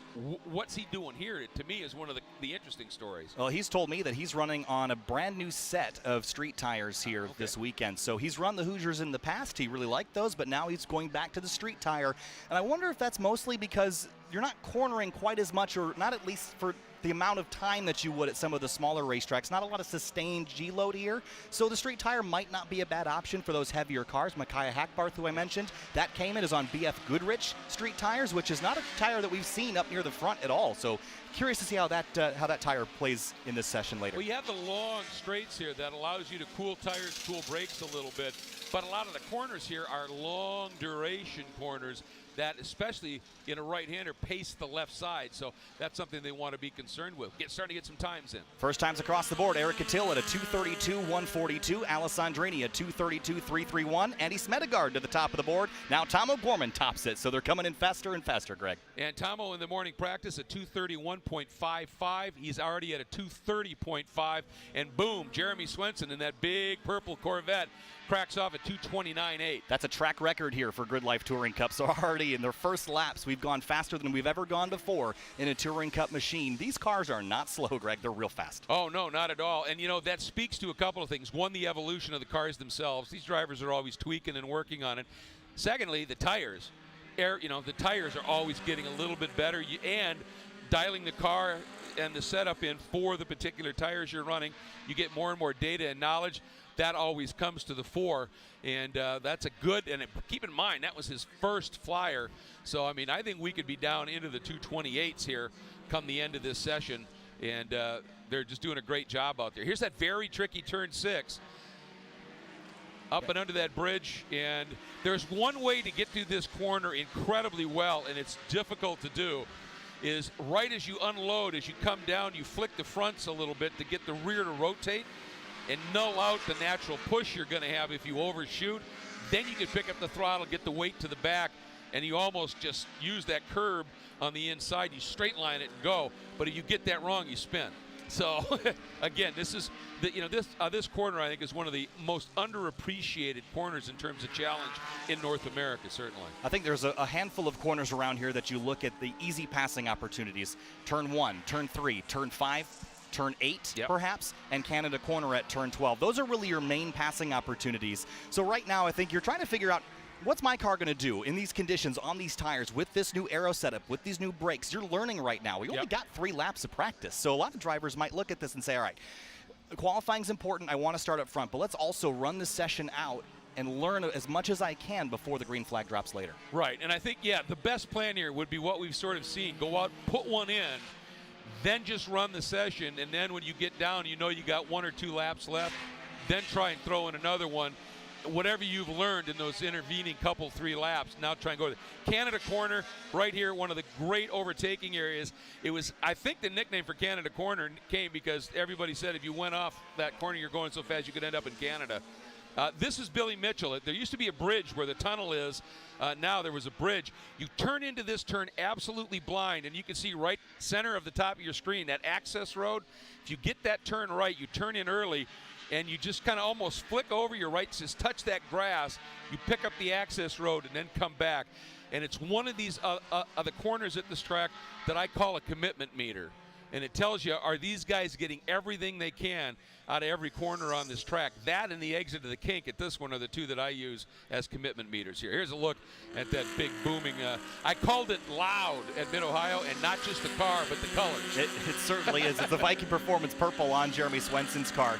Just ran a cool-down lap at a 2:42, so he's backing it down and going to go again. Again, Swenson trails Eric Cattell by 9 points. That's not a lot. You're running first and second a handful of times, you gain that amount of points. So Swenson, I talked to him earlier today, and he was really excited about his potential to win. Eric Cattell was a little nervous about Swenson in that big car. When you think about it, Swenson's got 8 wins, more than anybody else by 2, so the odds would certainly favor him, and the speed we're seeing out of him here. Now, as you said, kind of taking things easy here.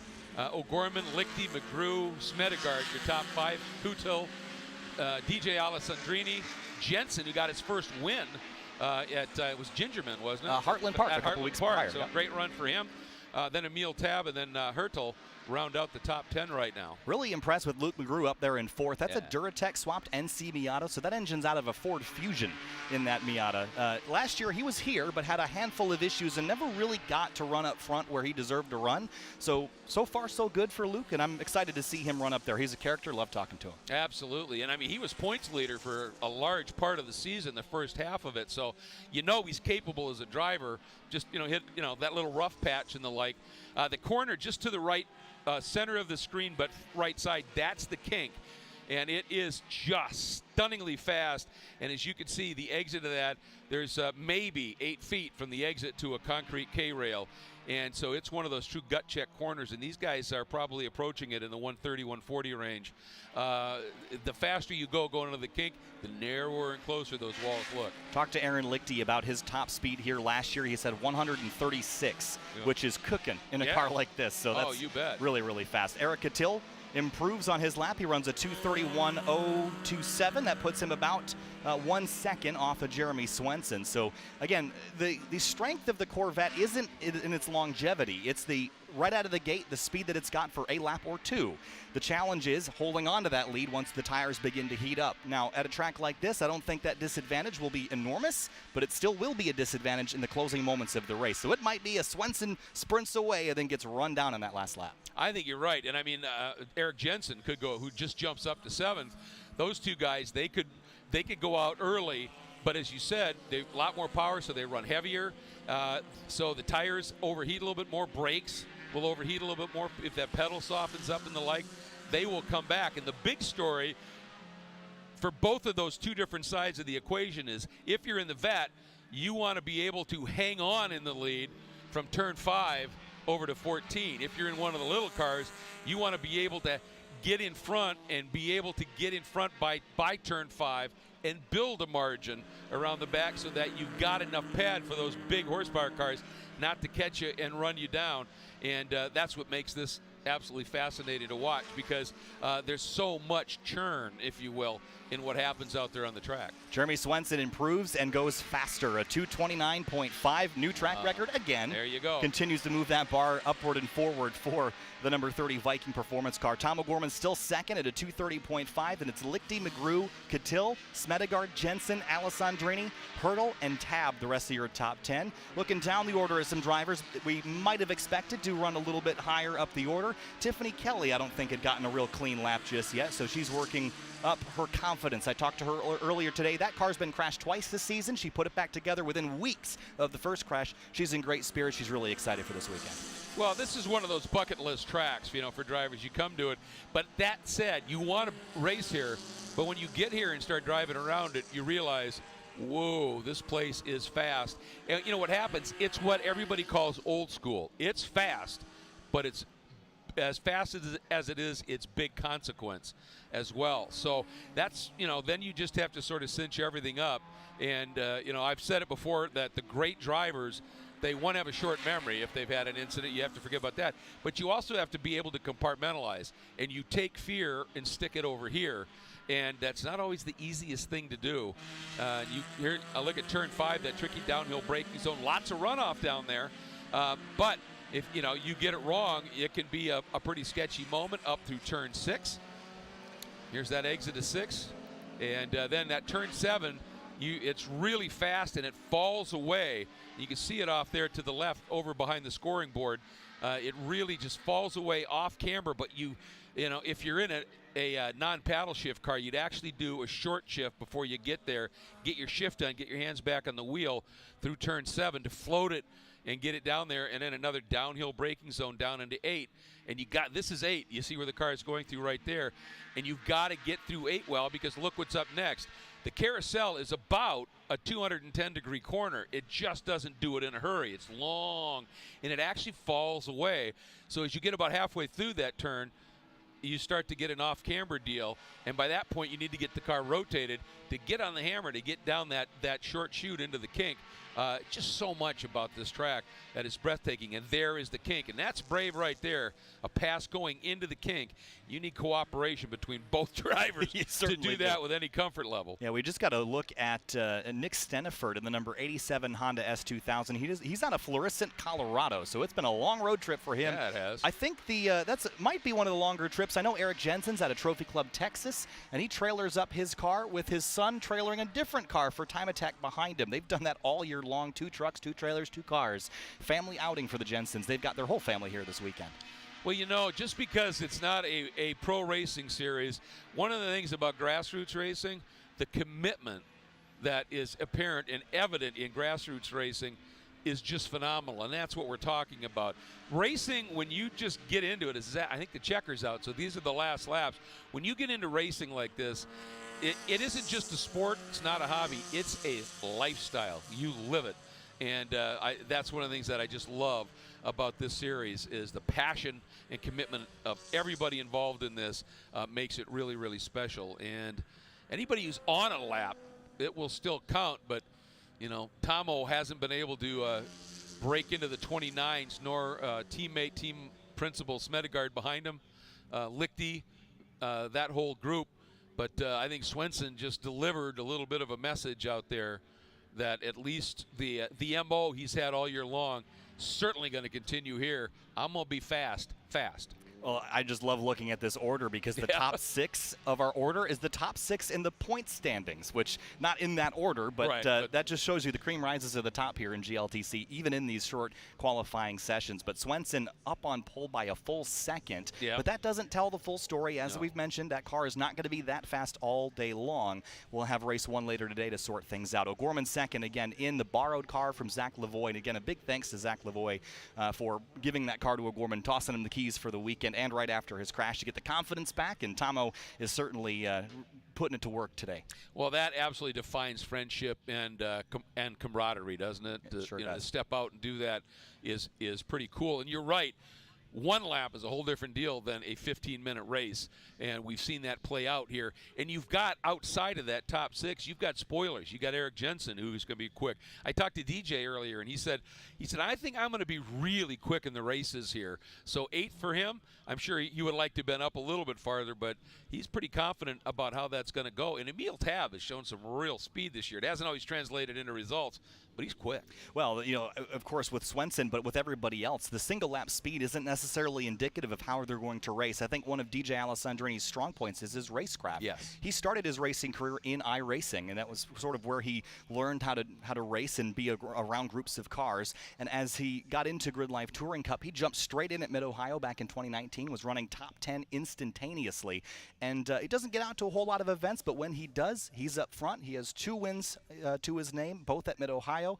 He was competitive here last year until his transmission failed. So he's got a brand new transmission in it this weekend. He'll be fast. No question about it. He's very, very racy, and it's going to be fun. And, you know, there are other guys that are outside of that group. I mean, Ryan Upham, who's got top 10s, Jake Price, who's got top 10s. You know, all of these people potentially are capable of stealing points from those guys up in the top 6. So, you know, this is by no means over, and it's going to be fascinating to see it play out. 4 races yet to come. You know, we've got a handful of them coming later this weekend and later today. That's going to do it for GRIDLIFE Touring Cup qualifying here. We'll join you again a little bit later today for some track battle time attack action, as well as our first and second race for GRIDLIFE Touring Cup from Elkhart Lake, Wisconsin. I'm Kyle Heyer with Greg Kramer. We'll be back a little later with more coverage.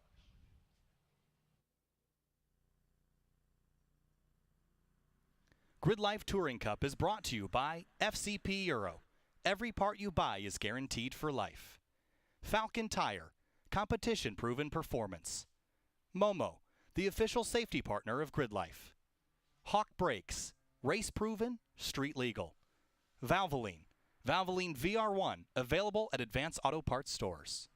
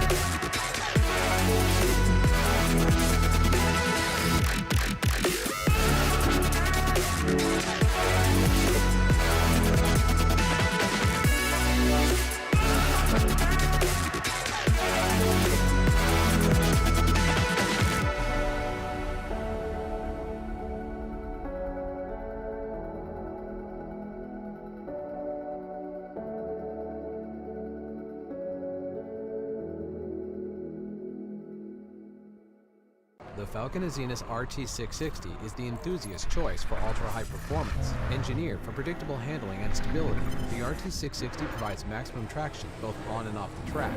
Your competitive edge has arrived with the Falken Azenis RT660.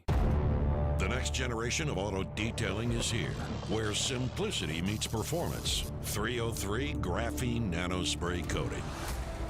Get a year of protection from a powerful graphene oxide formula. A formula that sends water flying off surfaces, keeping water spots at bay. Go beyond wax, beyond ceramic. Graphene nanospray coating from 303. Hey, we still on this weekend for a little? You know it. I'm in desperate need of some.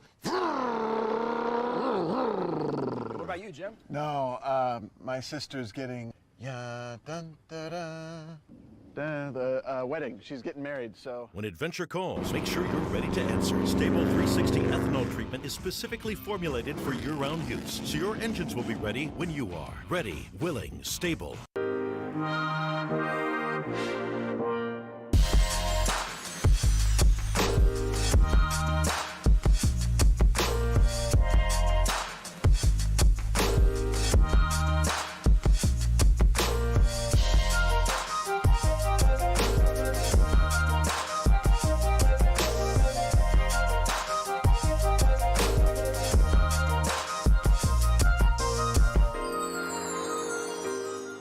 Here at FCP Euro, we take pride in the fact that each and every one of your orders is picked, packaged, and shipped by a fellow car enthusiast. We understand that you need the right parts and need them fast to complete that next project or get your daily driver back on the road. Take Roberto, one of the pickers in the distribution center and one of the key pieces to making sure the right parts arrive at your door. When he's not at FCP Euro, Roberto is driving his Mark V R32 to various car shows around the Northeast. When he's picking orders, he puts himself in your shoes and understands that you need the right parts to arrive at your door, so he takes the utmost care in making sure he puts the correct items in the box. To learn more about us, head to fcpeuro.com.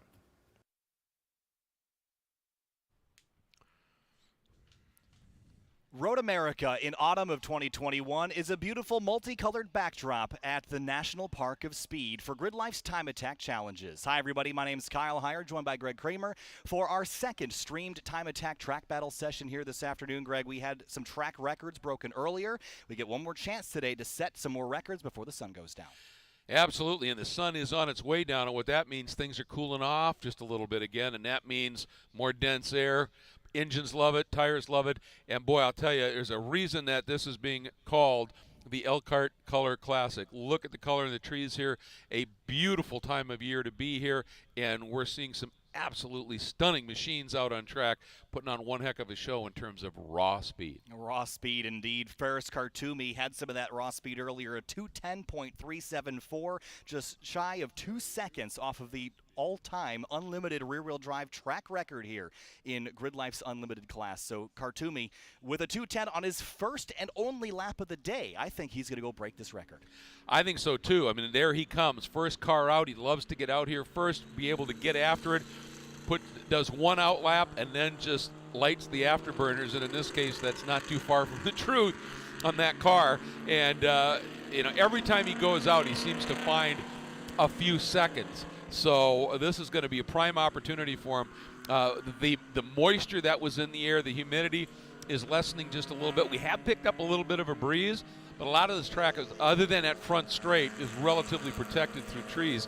So it shouldn't be too much of an effect on the cars. Certainly shouldn't be. Ferris Khartoumi again in a 1,200-plus horsepower Corvette C6. It's black. It's got all sorts of crazy wings on it. It makes a thunderous sound heading down the back straightaway. It is a true ground pounder in the sense. Down through turn 5 now on the warm-up lap. Just above the turn 5 braking zone, you can see there was a speed trap there. And last time he came down the back straight, 168 miles an hour. And I think he's got 170 there. That's all about getting the launch out of turn 3. And, now that he's been able to get out there, he didn't go out in that first session. So the session when he did set that record, he was able to learn a lot. He's made some adjustments.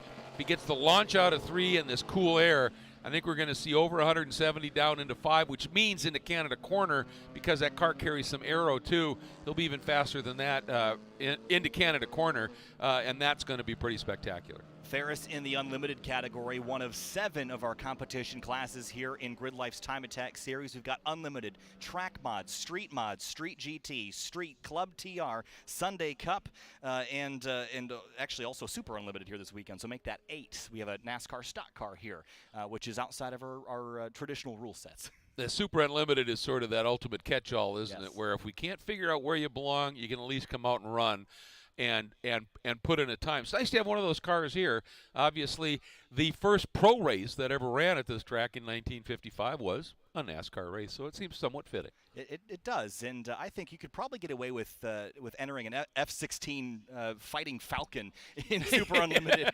You're talking about lighting the afterburners. You really can enter whatever you want in that class. It's a really cool category, but definitely not one of our traditional classes per se. But the Unlimited class has a handful of drivers in it, and Ferris is one of them. Of course, Jackie Ding in Street Mod will be going out right behind Ferris in his TA90 Toyota Supra from PhD Racing. He'll be trying to improve on the new track record for Street Mod, which is 2:18.077.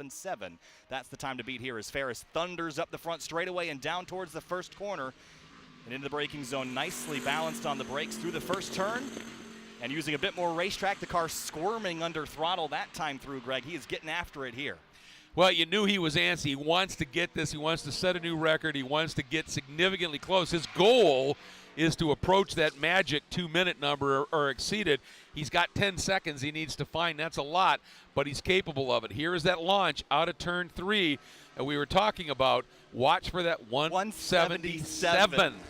Man, that's it. I mean, an improvement of 9 miles an hour alone just on that section of track, Kyle. That is scary fast. So Ferris Khartoumi nearing 180 miles an hour in that number 72 Unlimited class Chevrolet Corvette. Now through turn 6 and turn 7, carrying all the speed using the aero that he's got. I saw the brake lights come on for just a moment, Greg, but now down to turn 8 and the carousel. Well, sometimes you'll just brush the brake just to get a little bit more weight on the nose. You're not really trying to get rid of speed. You're just trying to get the weight to the front.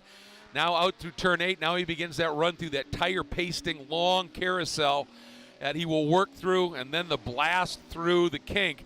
And the kink is one of the most daunting gut check corners in the world. We're not just talking about America or North America. It's that kind of corner. Let's see what his run looks like. Right to the exit curb there, giving himself that little bit of a buffer.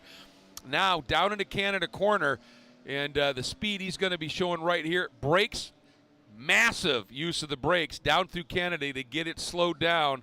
And now there he scoots out through the exit of 14 and will make the run up through the Billy Mitchell turn, that blind approach, and now through 14, and we're going to see what kind of time he puts up. Track record is 2 minutes, 8 seconds, .107. Ferris Khartoumi earlier today ran 2 minutes, 10 seconds, .374. Can Khartoumi go faster than the all-time track record here in GridLife's Unlimited category? Now across the line, 2:07.248, new track record in Unlimited here at GridLife. Boom, the hand comes out of the window. You know his crew let him know immediately, and he has done it. He has set the track record. That is spectacularly fast here, and he thinks there's more. I think so. I mean, he improved 3 seconds. That was only the second lap he's run at speed today, Greg. He's got so much more left in it. I can't wait to see him go for it. That's a new record. Steve Luca comes through with a 2:17.871. That's a 2-second pickup for Steve Luca as well. Greg, it seems like this track, there must be lopping sections of it off and making it shorter with how much faster they're going through here. Well, I think it's just that this air now has cooled off, and what that does, the air gets denser. As air gets colder, it gets more packed, which means those, and look right behind those front wheels. There's 2 massive turbochargers sitting there. They are pumping huge amounts of that denser air, oxygen-rich air into that engine. Oxygen with fuel makes power. 9 miles an hour faster on that one straight alone. That equation is working. Mind-boggling how fast that car is. There's the GT500 of Nicholas Gardner down into turn number 5 as well. He's just run a 2:22.722. That is his personal best, so the GT500 goes even quicker. That is also an unlimited rear-wheel drive class car. Jackie Ding has not set a lap this session. He did go out because he tripped the timing, but has not set or at least completed a lap this time through. Yeah, I wonder if he just if he went out late and obviously just got his out lap completed, we hope to be seeing a lap from him right now, but we're getting a lot of people coming in. Alex Moss just put in a good lap at 2:23.168 for 6th overall right now. And that would be second in street modified fairly comfortably as well. So Nick Kors, his best time, who's third in street mod right now at 2:27.859. So looks like Alex Moss looks like he's solidifying second pretty early on in the weekend here. Yeah, it's a 3-second plus improvement too. So the track right now is really, really quick. Up over the crest of turn 6, a handful of BMWs rolling through the top of 6, a couple M3s. Now, the thing about the BMWs, Greg, is that we've seen more and more of these cars. As time goes on, they get cheaper and cheaper, and they are absolute values on the used market right now for track use. They are, and they're extremely high-performance cars right out of the box. That's one of the things that BMW has always been known for, is the cars just get up and go. They're reliable, they're really quick, and they tend to be a bit user-friendly as well. So it's a great car for somebody to get that's relatively new to the program, get used to this type of pushing the limits just a little bit. There was a guy many years ago who was just kept winning national championships in autocross in a bone stock BMW, and was setting fast time of days up against the prototypes and this, that, and the other thing. And I asked him once, I said, you ever thinking of, moving to modified or street mod or whatever? And he goes, no, the way I look at it, there's this group, this whole team of engineers back in Bavaria that are building this car for me. I don't think I can improve on it. And that's what BMW is all about.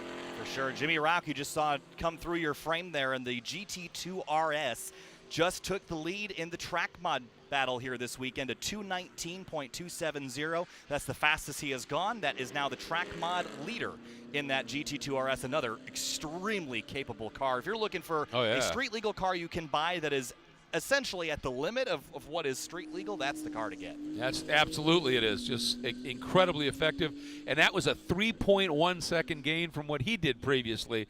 So we're seeing a track that is literally primed for records right now. And Grant Walker, who's chasing him in track mod here this weekend, he just improved right behind. It's 6/10 now between those two, a 2:19.890. That's Grant's best time of the weekend. So there's only 6/10 between our first and second track mod competitors. I haven't seen a time yet for Ding either. I wonder if he went out and then came back into the pits, maybe sensed something wasn't quite right or wanted to tweak on something just a little bit before he heads out. There's that super unlimited car again. That's I think that's the number 190. I'm trying to remember what the number is on that car. I'm trying to remember the name of the driver that is behind the wheel of that. Oh, the Super Unlimited, that's Jess Moding. Yes, that's right, Jess Moding. Yep. In the number 199, whose best time so far this weekend, a 2:32.628. So that was improvement. How about looks like a 2:27.443, so that's a 5-second gain there for Moding. There you go. Well, and of course that kind of car is sort of primed to make bigger gains because it's not designed for road racing. And so being able to tweak on it just a little bit, it's got, much taller, narrower tires than you would like to see. Now, you could do some work on it, in Super Unlimited. You can pretty much do what you want. So I'm sure they've been in there just working on it a little bit and dialing it up and putting in a good run here. So with Kartumi, Luca, Rauch, Walker, and Gardner, your top 5. How about that 52 of Nicholas Gardner? That's an improvement by about 2 seconds, 2:21.159. And that actually puts Gardner ahead of Alex Moss into second in street mod. So, Gardner is in unlimited, so that is not a gain. I'm confusing Gardner and Nick Kors, who we believe is in street mod. There's a car off at Canada Corner, I believe. You can see that long batch of runoff. Off to the left, if you have something, a catastrophic failure going in, you get that long bench of runoff with all the gravel. He's had obviously started his turn when things went awry, and the gravel's still deep enough over there. It will catch you, and it clearly did its job right there. That's Grant Walker. Crazy-looking rocket ship. Or, yep, what's left of it. That thing is all wings and thin body panels and carbon fiber, and it's really, really neat. I was trying to see who that was over in Canada Corner. Thankfully, it looks like they avoided making contact with anything or anyone, so that's great to see. But Canada, again, if you get away with having an incident there and not hit something, that's a good day, Greg. That's a very good day, no question about that. Yeah, go buy a lottery ticket. Yeah, exactly. That's one of those moments. Yeah, for sure. So Group A, checkered flag out now. Again, Ferris Khartoumi now holds the GRIDLIFE Unlimited rear-wheel drive track record at Road America. It's now 2 minutes and 7.248 seconds. So I know James Houghton is at home in Canada, and I'm sure he'd love to come and try to knock Ferris right off the top step again, but he's going to have to come back down here to do it. Yeah, that was a run, wasn't it? It was 177 miles an hour. Yeah, which in and of itself is stunning, but the fact it was a 9-mile-an-hour gain as well, it just tells me that there's more to be found. That's the spooky part. Absolutely, and that's, you say the spooky part, right? The gain in a car like that, you're really beginning to get into the area where it's uncomfortable to go that fast. I heard Jeremy Swenson a couple of years ago say, I don't really like going that fast. And 177 is about that point where it starts to get a little scary. So. Oh, yeah. I mean, and the problem is that you've got all that power, and if you don't have the aero working to get the air out from underneath the car, it starts to float. And that's one of the things that you want to be dealing with, and that's why you look at the back of these unlimited cars and even some of the track mod cars. They have these diffuser panels on the back where they're trying to get air out from under the car, and they have that splitter at the front to limit the amount that gets in, and that gives that car a little bit more stability at those really, really high speeds. You don't need air packing up under a car when you're going that fast. No, certainly do not. 13 minutes and 47 seconds in. We've got our checkered flag out for Group A, and in just a couple minutes we'll get Group B started. A rollback going to retrieve the car at Canada Corner. It was white in color. Didn't get a good look at make and model, but they look like they're just sort of stranded over there. So they're going to go send the rollback to go get it, Greg, and we'll get prepped for Group B. Absolutely. It looks like we may have we started the day with a pretty thick layer of fog that came in, and it may just be some of the camera angles. There's still humidity in the air, and so you get a compressed lens like that. Now we go to this shot, and it doesn't exist. So it was just the moisture. There it is, that zoom of a camera with humidity in the air. These cameras, the glass in them is so effective that it just packs the air up a bit. So I think we're in great shape. And the temperature right now, it's definitely come down, and it's just going to continue to drop a little bit here. So these guys in these next two groups, I think they're going to be pretty happy. I was saying earlier how this feels like the Jurassic Park of motorsports. Looking at that shot, I want to stay and spend more time here at Jurassic Park, Greg. Well, absolutely, because just take a look at the monsters that just went flying out there. I mean, it's pretty impressive, darn near pterodactyls. We got our own pterodactyl up getting those camera shots. Yeah, we do. That's great. Again, the Elkhart Color Classic, as we're calling it here this weekend, not quite the full fall foliage that we were hopefully expecting, but it is in the midst of the autumnal change, Greg, and it is also beautiful weather this weekend, which it started off a little gray and dreary this morning, but it is cleared up and is an absolutely picture-perfect evening here in Elkhart Lake, Wisconsin. Tell me about it. After having lived in this area for a while, I'm now down in South Florida. That's one of the prime reasons I was looking forward to the trip. One, a change of color, and two, low humidity, cool air. This has been absolutely beautiful. And we noticed that too. I was up here for another event, I think like 3 weeks ago, and it was in that season where you'd think the colors would be ablaze. Well, it's been unusually warm up here and wet, and so where you would think you'd see a lot more color, it's still pretty verdant, still fairly green, as you could see, and in a way that's nice because it just means that it's been a nice warm summer up here and everybody's been able to enjoy it. It looks like we're picking up little bits and pieces of parts here or just junk that has been thrown out.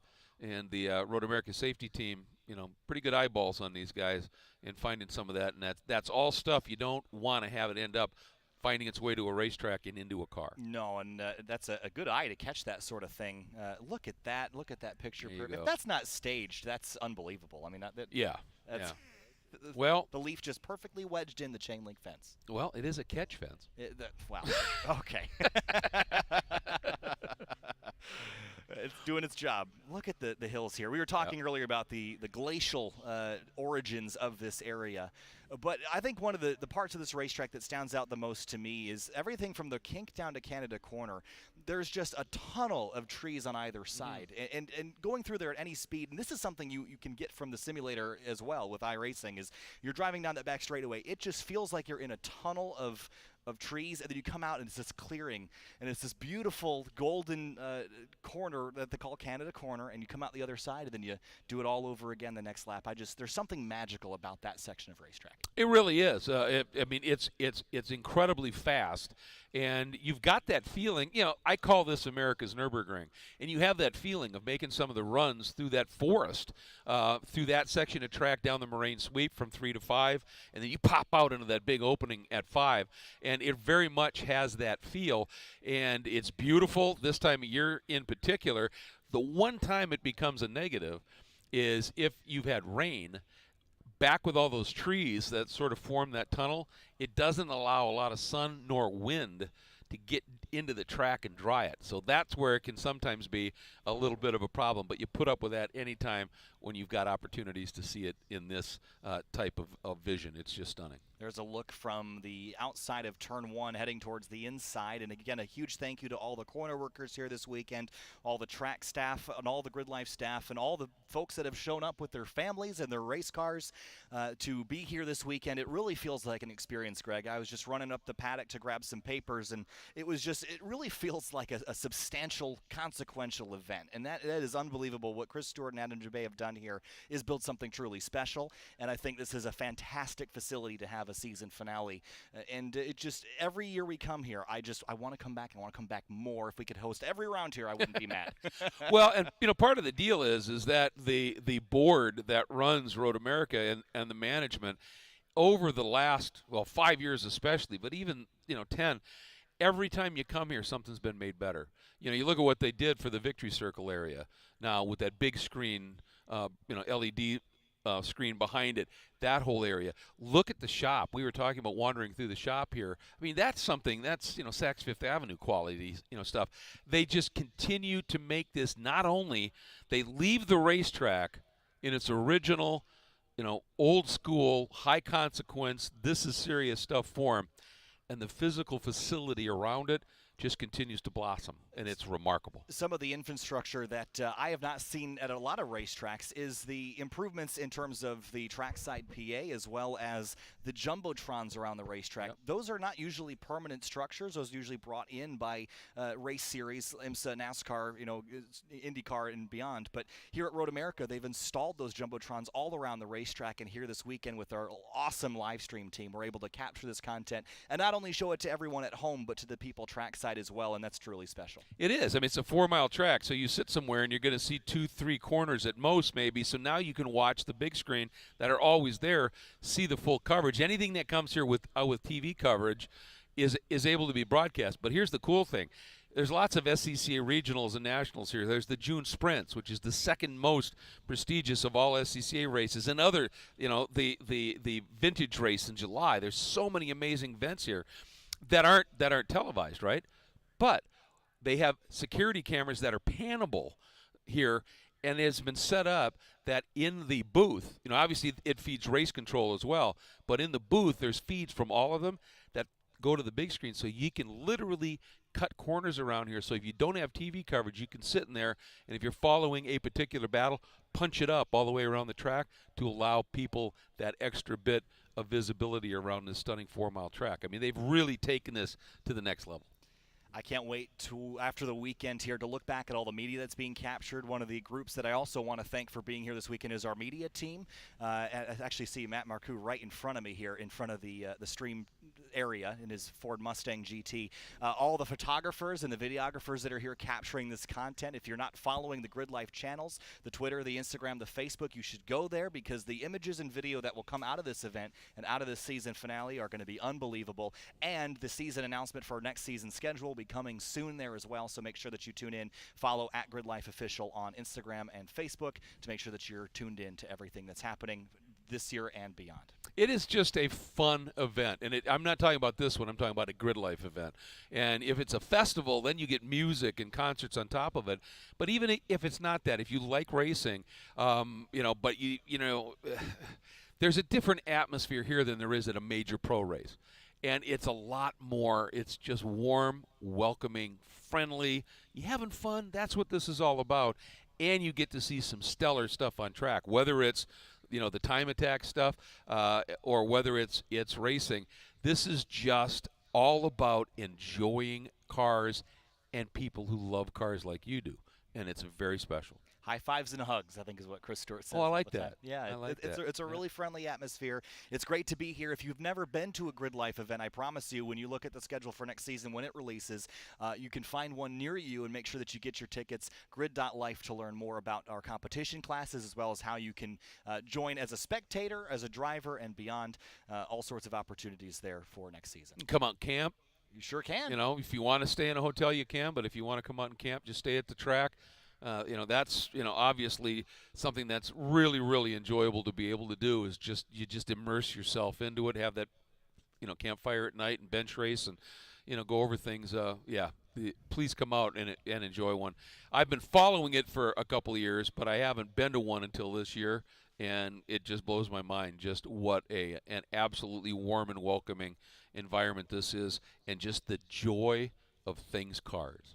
Absolutely. If you've just joined us, we're waiting after an off in Canada Corner to a car that was sort of stuck in the runoff area in Time Attack's Group A. Group B, Group C coming up shortly, followed by our first of 4 GRIDLIFE Touring Cup races for the weekend. Now, if you've been following GRIDLIFE Touring Cup this season, you'll know we've got a mathematical possibility for 6 drivers to win the championship at the end of the weekend. 2 drivers are within 9 points, Jeremy Swenson and Eric Catil, with Catil having the advantage. They're going to get to race each other here in a few minutes after the Group B and Group C session happens. And then we turn them loose for 15 to 20 minutes, Greg, and we got a 52-car grid. So we got all sorts of entertaining storylines coming into that first race. It's going to be insane in the very best of ways, and can't wait to see it play out. And you're right, this championship battle, and you got, as you said, the 2 guys separated by 9. Then there's a gap, but there's 25 to win, 4 races. That's 100 points. So you have a driver that stumbles in the first race a little bit, that's up in that points championship, and gets kind of behind the 8 ball for the other races. The other 4 guys that are in that mathematical chance, it's more than just odds are really not great. Things happen in racing, and it is possible. So just absolutely glued here to find out how this is all going to play out. The one guy, Mr. Swenson, sure showed in qualifying that he has got at this point to be really considered the prohibitive favorite at this point based on his qualifying pace. But 1 lap in qualifying, very different than 15 to 20 minutes of racing out there. And speaking of racing, we have cars coming out for the second group of Time Attack Track Battle. So Time Attack Group B now rolling for their outlap, and again we'll have Group B, Group C, and then GRIDLIFE Touring Cup race number 1. That'll be our final on-track action for the day. It starts early in the AM tomorrow morning. The streams are already linked on YouTube. There's a playlist for it, and on Facebook there is events for it. So make sure that you tune in on Facebook or on YouTube and join the conversation in the live chat as well. So cars rolling now for Group B. There's Mike Amick at the pointy end of that. His fastest time earlier was a 2:29.273. He is deep in the middle of the Street Mod podium battle. I think he's 4th in Street Modified right now. So he'll go to try to knock, I think it's, at the moment, it's Alex Moss who would be the driver he's trying to chase down. He might actually be 3rd. No, he's not. Yeah. Nick Kors is 4th. Nick Kors is 4th. Yep. And that's the interesting thing is, again, if you're just joining us, these groups are not based by class. They're based on lap speeds. So you're always out there with people that run as close to similar lap times as you do, so that you can get out there, find that free space, and really be able to put a lap in. Right, so everyone's gridded on pit lane by their fastest time down to their slowest time, or the slowest of the cars in that group. So again, 3 groups, A, B, and C. We're on Group B. There's number 9. That, of course, is our current leader in the Club TR battle. That's Drew Turner in his Honda S2000. Well, he was leading Club TR. Looks like Ryan Seiler has gone quicker, so it looks like Drew Turner will have some work to do to catch the other Honda S2000, the blue one. Yes, Seiler had turned to 236.49 and Turner at 238. So now here's the opportunity to get back and get after it here. And based on what we saw in that previous session, 2 to 4 second gains are doable. Yes, and the Club TR class was formulated this year with the spec Falken RT660 tire. The intention was to fill a gap that we had in our competition classes. There was this sort of this gap towards the, the street-to-street modified gap and down below Sunday Cup of all these, low displacement cars, the Civics, the S2000s, that didn't quite fit anywhere else without major modifications. So Club TR allows those cars to be competitive with minor modifications, but you can also do engine swaps and do aero, just like you would. We actually originally had sort of formulated it to be similar to GLTC in the cars that you would see. So the Club TR cars are around GLTC in lap time, which is a really interesting way to look at it. But all on the exact same tire, so nobody can buy that super trick race tire and go out and suddenly be 2 seconds quicker than anybody else. And I think you're right. I think that was an important class to create, to give everybody the opportunity to do their tuning and development tricks, but not have the tires play a significant role, other than that they're all the same and they're all Falken tires, so they're really good. But they're equally good. That's the key. Right. And again, well, you look at Mike Omick coming down the hill. He is hauling. Look at the sparks flying out from underneath the splitter on the braking zone into turn 5. Omick slows it down through the gears and accelerates up towards the Corvette bridge. That Subaru STI thundering underfoot as he heads up under the bridge, and he is going for that podium in street mod. Yeah, carrying a lot of speed. Watch his lines through there. You see he stayed off the exit curb there at 6. Tells me he maybe got into brakes a little early going up into 6, but better to be a little bit more cautious there because you can end up off and into the gravel there. But he, as you said, he is lighting the fuse on that one.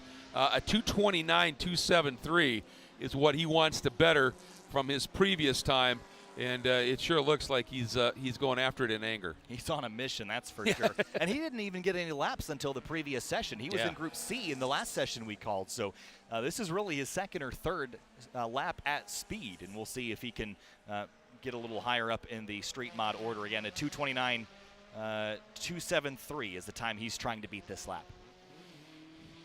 Look at that. That is such a gorgeous shot. It is. Of the carousel and the kink. The carousel, the kink, the go-kart track. No matter what you want to do here at this facility now, it seems you can do it because they have made every option. You see that next to the track, that ribbon? That's now a paved thing so you can take a golf cart because it's a long way back into Canada Corner. You can now drive that in your golf cart, a bicycle, whatever, and be able to get back there as we're watching Emmett because he's working out. This is Billy Mitchell. It's a climbing turn. It's completely blind on turn in, and you want to turn in early enough that you drift over and almost use a little bit of that access road at the exit of the turn, and then you flick left, and you've got to carry speed through this turn because you immediately start climbing that hill, and here he comes looking to see if he can beat that 229.273. Up over the crest of the hill for Mike Omick in the number 6 Subaru. Nick Kors goes across the line at a 230, but here comes Omick at 223.803. That is a 6-second gain for Omick, and a 23.8 would put him faster than Alex Moss by 3 seconds. That's incredibly quick. Just a bit off. Obviously still Jackie Ding, but still, what a remarkable lap he did. There's that Lexus RCF we were mentioning earlier. That's the number 171 of Andreas Bertulis in Unlimited. And again, the Lexus RCF, not a car you see a lot. You'd see it more in IMSA than you'd see it here in the GT Daytona category. But Bertulis right now, his best time, a 234.246. He has not improved yet this session. There's a look at a Camaro coming down the hill. See what number it is. I think it's a Street GT class car. The 773, that is a Street GT car. That's Keenan Prusank, whose best lap is a 33.6. And that is still the best lap that he's run so far this weekend. Zach Lavoie jumps up into 4th overall in Group B at 231.781. which is interesting because Zach Lavoie, again, is a GLTC competitor, and that time would have been about 3rd or 4th in GLTC qualifying. However, this is not his GLTC car. That's his BMW M3. A little more juice under the hood of that thing. A little bit more, absolutely. A little bit more snort for a long track here. And, you know, that's what you want. Nice lap, certainly, as well. And, I mean, that's just a great continuing to evolve story between Zach and Tom O'Gorman in that team. And, you know, to see him be able to get out here and be able to run and put up some pretty impressive numbers, really gratifying. Yeah, that was a 3-second gain for Lavoie, so he's really figuring it out around here. So Mike Omick again on top overall in Group B here now. Again, 2nd in street modified with his 2:23.803, a very solid lap. Alex Westergaard creeping into the mix in the number 35 Honda S2000. I don't know if we've seen a lot of Alex so far here this weekend. We have. Down in the street mod category, his previous best was a 2:38. So that's an 8-second pickup for Westergaard. Well, that's, you know, once you get that first run in and somebody stop. No, okay. No. Once you get that first run in and you find yourself with the ability to tweak on it, make the little adjustments, and that's one of the things here. You go out in that first session. It's not like you get to go out and hammer around for a really long practice session. You go out, you put in a time, and every bit of moment when you do that, you're calculating, making notes. All right, when we get back, I'm dealing with this. Let's try and neutralize that problem. Then you go out and you start finding these big gains. And in this situation, we've already talked about it. It's getting cooler out. The track's getting faster. The air is getting more dense. So the aero, and let's not forget, when we talk about dense air, it helps the engine, certainly, but also it makes the aero work even more effective because it's more densely packed air. So the aero starts to become more efficient and slams the car down into the track a little bit more, which means you can brake later, you can carry more speed through the corner, pick up the throttle sooner. It affects all those elements, and if things go right, it dominoes into a huge gain of 2 to what we've seen now, 8 seconds. It's unbelievable. On track now is the Alfa Romeo Giulia of, I think that's Jackie Lee in the 629, still going after it in Street GT. That's a very unique car to have here in Time Attack. So with our shortened session here to try to catch back up. We're running out of light here, Greg. We've got a race to do after our Group C session, so we got to make sure we're moving things along. And looks like the GLTC cars are being told to stage as soon as Group C gets on track. So it's going to be a pretty quick end of the day here as we move from Group B into Group C. Also just heard an update from, I think it was Scott Giles just told me that Tiffany Kelly in GLTC qualifying lost 4th gear. It's been replaced already. Good deal. I'll tell you, the crews in GLTC are just absolutely remarkable because you've got very short windows between all these races, a qualifying session and a race. 3 races tomorrow. If you have a problem, you need to be able to get it fixed quick. And, you know, you've got some leading by example people in that paddock that know how to get after a car quick, and I think everybody else is definitely stepping it up. Yeah, Team Kelly and Myriad Motorsports, they are certainly handy with fabrication, with modifications and adjustments and aero and roll bars and all that stuff. They are amazing. And so General Wrenching. General Wrenching, yes. That's a great name for a store. But with Group B, checker now move into Group C, and there'll be our final Time Attack group for the day. Tomorrow we'll kick things off just after 8 a.m. Central Time, so real early for everybody, especially if you're on the West Coast watching us party here in the Central Time Zone. But Group C is our final Time Attack group for the day. Then we'll move into GRIDLIFE Touring Cup Race 1, which if you are here at the racetrack and you are planning to leave and go get dinner, don't. Wait for GLTC to finish because it's going to be a blast. It's going to be incredible, short, fast, and absolutely furious. And the first of 4 races that lead to a championship. So you're not going to want to miss that. And what's really creative about how GRIDLIFE and the organizers are managing things here, when each of these sessions is done, because it's such a long lap, you don't go all the way around the track. You exit at the access road at 5, turn, you're right into the paddock, you drive up, next group can come out, and it really keep things, you know, moving along here. The groups zip pretty quick. Yes, there's not a lot of downtime between sessions, and it's because we're trying to make everybody party for as long as they can on the racetrack. So get as much track time as possible for every competitor here, whether you're in DE as a beginner, as an intermediate and advanced, in Time Attack or GLTC. You want to get as much track time as possible for the most and maximum amount of fun. That's the goal, really, of GRIDLIFE, isn't it? Absolutely. max track time for the competitors, max fun for the attendees, and can't beat that. Certainly cannot. All right, Time Attack Group C is going to roll here in just a couple minutes. A couple folks taking a look at some potential debris on the racetrack, or at least trying to see if someone potentially laid a streak of oil or some kind of fluid down. I think they're checking the grip surface there. That's exactly right. It's one of the easiest way. I work a lot of corners, and that's the quickest thing you can do is if you think there's some sort of fluid or whatever out, as you go down and you do exactly what they're doing. Drag your feet across it, and if you suddenly have a big slip moment, you know you've got some issues right there. It's all looking pretty grippy. So Group C coming up here just shortly, and again we'll have our Touring Cup coverage following right after. Again, GridLife Touring Cup is a sprint racing single class format with a power to weight balanced as the general rule of thumb there. So around 12.5 pounds per horsepower.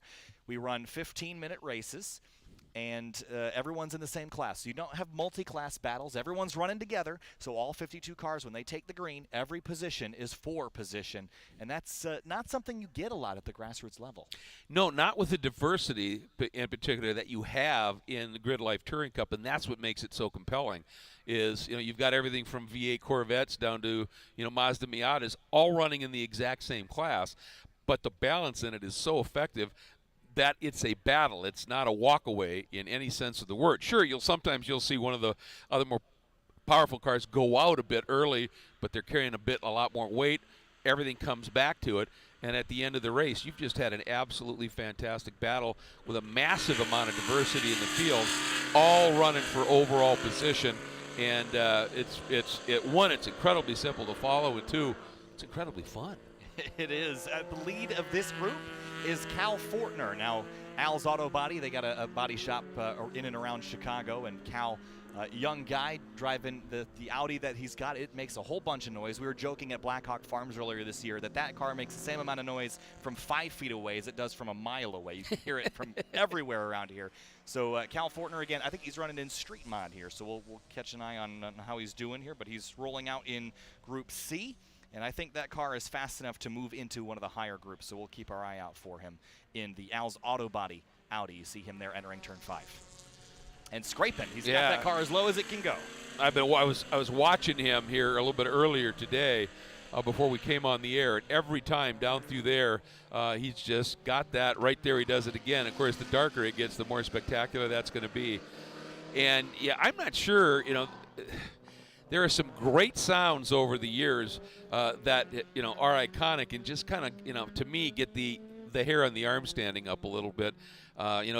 The Porsche Flat 6, the BMW Inline 6, but the sound of those Audis there's just something very unique about it. I mean, you go back to the IMSA GTO and the Trans Am Audis and the Turbo 5s in those cars, just an absolute iconic engine note, and that's one of the things that's just great about GridLife too. We talk about the diversity, and you come to this. To me, every engine in a race car is an instrument in an orchestra, and in this one, you don't have 50 violins. In this one, you've got an orchestra, and so when they get out on track and they all get going after it, it's this beautiful symphony. All these different engine notes that blend, and that is just, to me, very, very special and attractive. So while we wait for the cars to come around and take the green flag and get their time sessions in, I just got a text from Tom O'Gorman from ASM. He says, remind everyone a few times about the free food block party at garages 8 to 13 after GLTC Race 1. So garage 8 through 13, block party. Good times up there. Hey, they had one at Mid-Ohio, and it was a blast. It was great food, and then over in one area they put on some music, and you had actually people out in the concrete paddock area dancing. Other areas you had, as you would expect, all these people over bench racing and talking trash about each other and how they were going to wax that guy the next time and all. It was just absolutely a blast to just wander through, poke a nose in and visit with people. For sure. All right, Cal Fortner across the line, the first of many cars in Group C to open up a lap, and we'll close that tab the next time by. We'll also follow our Sunday Cup battles as well, and I think in Sunday Cup right now the leader is the Hard Times Racing Honda Fit That's the number 411 at a 3:01.795. So we're 1.7 away from breaking the 3-minute mark, which would be really fun to watch happen. It would, and look at the times. You got the 411 of Hard Times Racing at a 3:01.79, the 395 of Mike Smith in a both fits at a 3:01.8. I mean, that's a tenth apart around a 4-mile track. You tell me that this class isn't close, we'll have words. Pucci in the number 510. That is the Evo. Passing Cal Fortner on the run down to turn 5 as Cal climbs the hill towards 6 and rolls through 6 and 7. And Tom just adding some more details on to the block party information. 100 pounds of smoked meat, 80 pounds of mac and cheese, and beverages for all ages. So lots of food up there in the garages after GLTC Race 1. Tom, get back to work. You got to race soon. Exactly. Get your head in the game, my friend. But thanks for the updates. Yes. 80 pounds of mac and cheese. That's a lot. I mean, that's probably about a serving and a half for me. Yeah, that's a lot of colon block too, right there. It is. Which helps you, I've been told, by no less a guy than Willie T. Ribbs, to get around this track fast. Oh man, that's another story. I bet. So Cal Fortner working his way around is following the number 510 Evo. As they make their way around the first of their timed laps. They're probably not going to get a ton of time around here, so make it count. Yep. Got to hustle these first laps, you know, after you get that out lap done. Make sure your tires are warm, your brakes are ready, and uncork one. That's Cal Fortner slow on the back straightaway. He's pulled off to driver's right. Still moving, but it looks like he's slowed way down. Yeah. He didn't look particularly quick out of 5 on that lap either, did he? So No. he may have decided I need one more lap to sort through something here. We'll see if he continues or makes his way up pit lane. Yeah, might be the cork in the bottle here as they climb up through Billy Mitchell Bend. A couple cars lined up behind him. Yeah, well, and that's a good point on this. On his earlier, he may have felt a little bit too stacked up and wasn't going to get a clear lap. And you talked about how he is traditionally really quick, so he wants as much gap as he possibly can get here. There goes Pucci coming through at a 2:33.468 in the 5:10. Trying to see what time he had run earlier in the day. I'm not sure. 2:45.3. So how about that for a gain? That's a pretty solid gain there. About 12 seconds. 10 to 15 seconds. That's a pretty good gain. I'd say he's doing all right. That's picking up the pace, as they say. Brad Riemann in the Focus RS, a 246.879 in the number 234 car. That's an interesting car that we don't really see a lot of, is that Focus RS, the all-wheel drive variant of the ever-popular Ford Focus hatchback. You see it pop into shot right there through turn 2. Not a lot of those cars are around, and you know, it's surprising because you'd think at this point, at least the front-wheel drive variants, the ST, you'd see more of those around, but for whatever reason, not so much. And that Focus RS has a pretty good racing, pedigree in it over the years as well. So, yeah, that's a bit of a surprise. It looks like Fortner had ducked into the pits again, so he's dealing with some issue right now, clearly. Dana Pazinski does a 238.749 in his Club TR Subaru BRZ. There's, I think that's Tom Halka. Yes, it is in the number 700. Climbing the hill. And Dana Pazinski in that BRZ, that is a K-Swap BRZ done at ASM. And that's a chassis that we haven't talked a whole lot about yet today. I own one.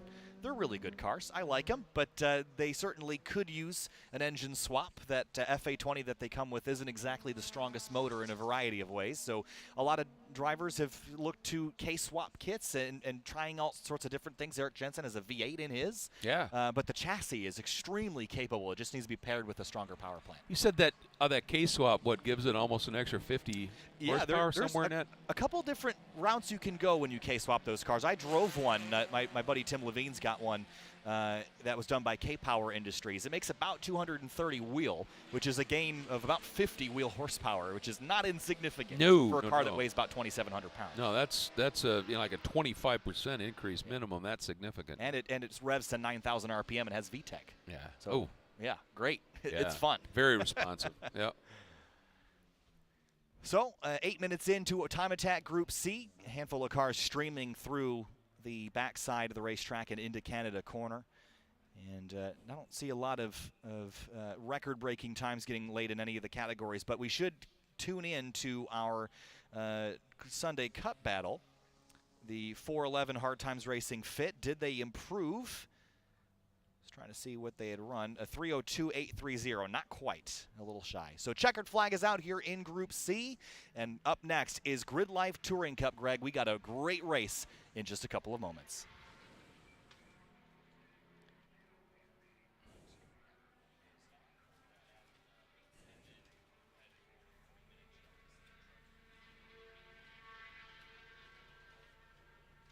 GRIDLIFE Time Attack is brought to you by Falken Tire, competition-proven performance. FCP Euro, every part you buy is guaranteed for life. 303 Performance, premium protectants and cleaners exceeding expectations since 1980. STA-BIL, ready, willing, STA-BIL. MOMO, the official safety and wheel partner of GRIDLIFE. And by HP Tuners. HP Tuners, connect, read, edit, write, drive.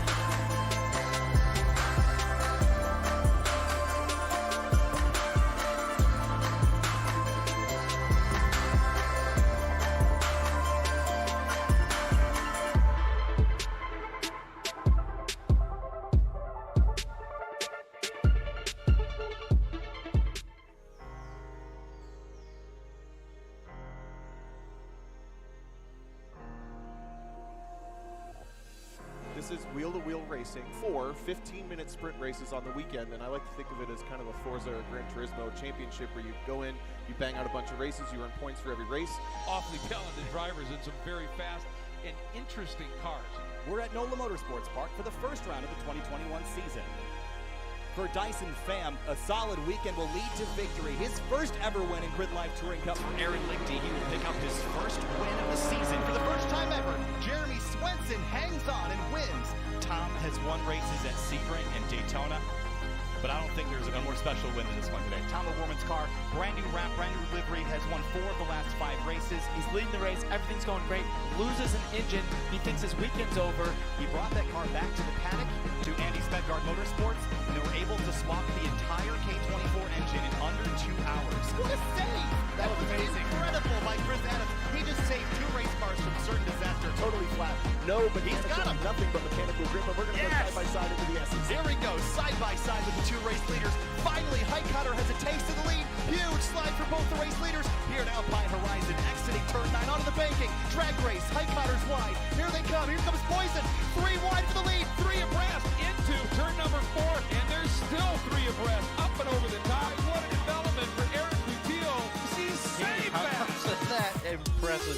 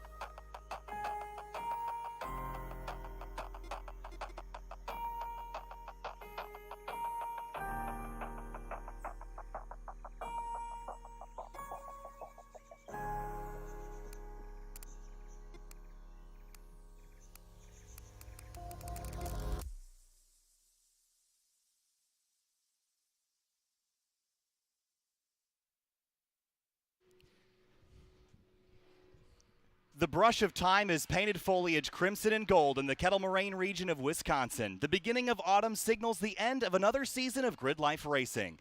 In the Grid Life Touring Cup, the season finale comes at the Mecca for North American sports car racing. Road America, the national park of speed, for Grid Life's Elkhart Color Classic. It's now time for Grid Life Touring Cup race number 1 from Road America. Hi, everybody. My name is Kyle Heyer, joined by one of the great voices of North American sports car racing, Greg Kramer. Greg, welcome back. I cannot wait to turn this race green. Oh, me either. Have to say thank you for having me back.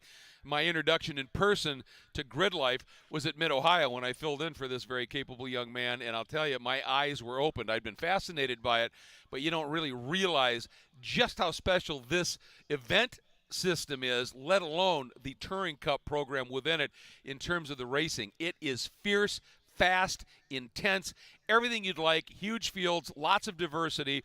Competition absolutely off the hook, and we're now into the final 4 races of the championship season. 6 guys are locked into a battle, 2 of them very close, the other 4 back just a little bit, but easily within striking distance.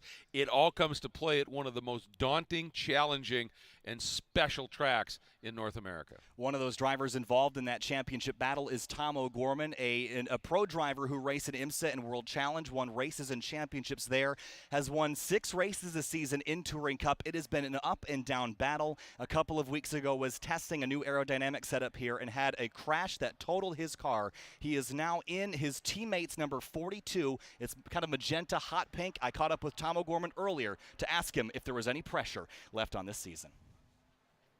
Tom O'Gorman, driving for Andy Smedegard Motorsports, is 3rd in the championship. He typically drives the number 94, but this weekend he's in the number 42. Tom, car change this weekend. Is there any pressure on this final round?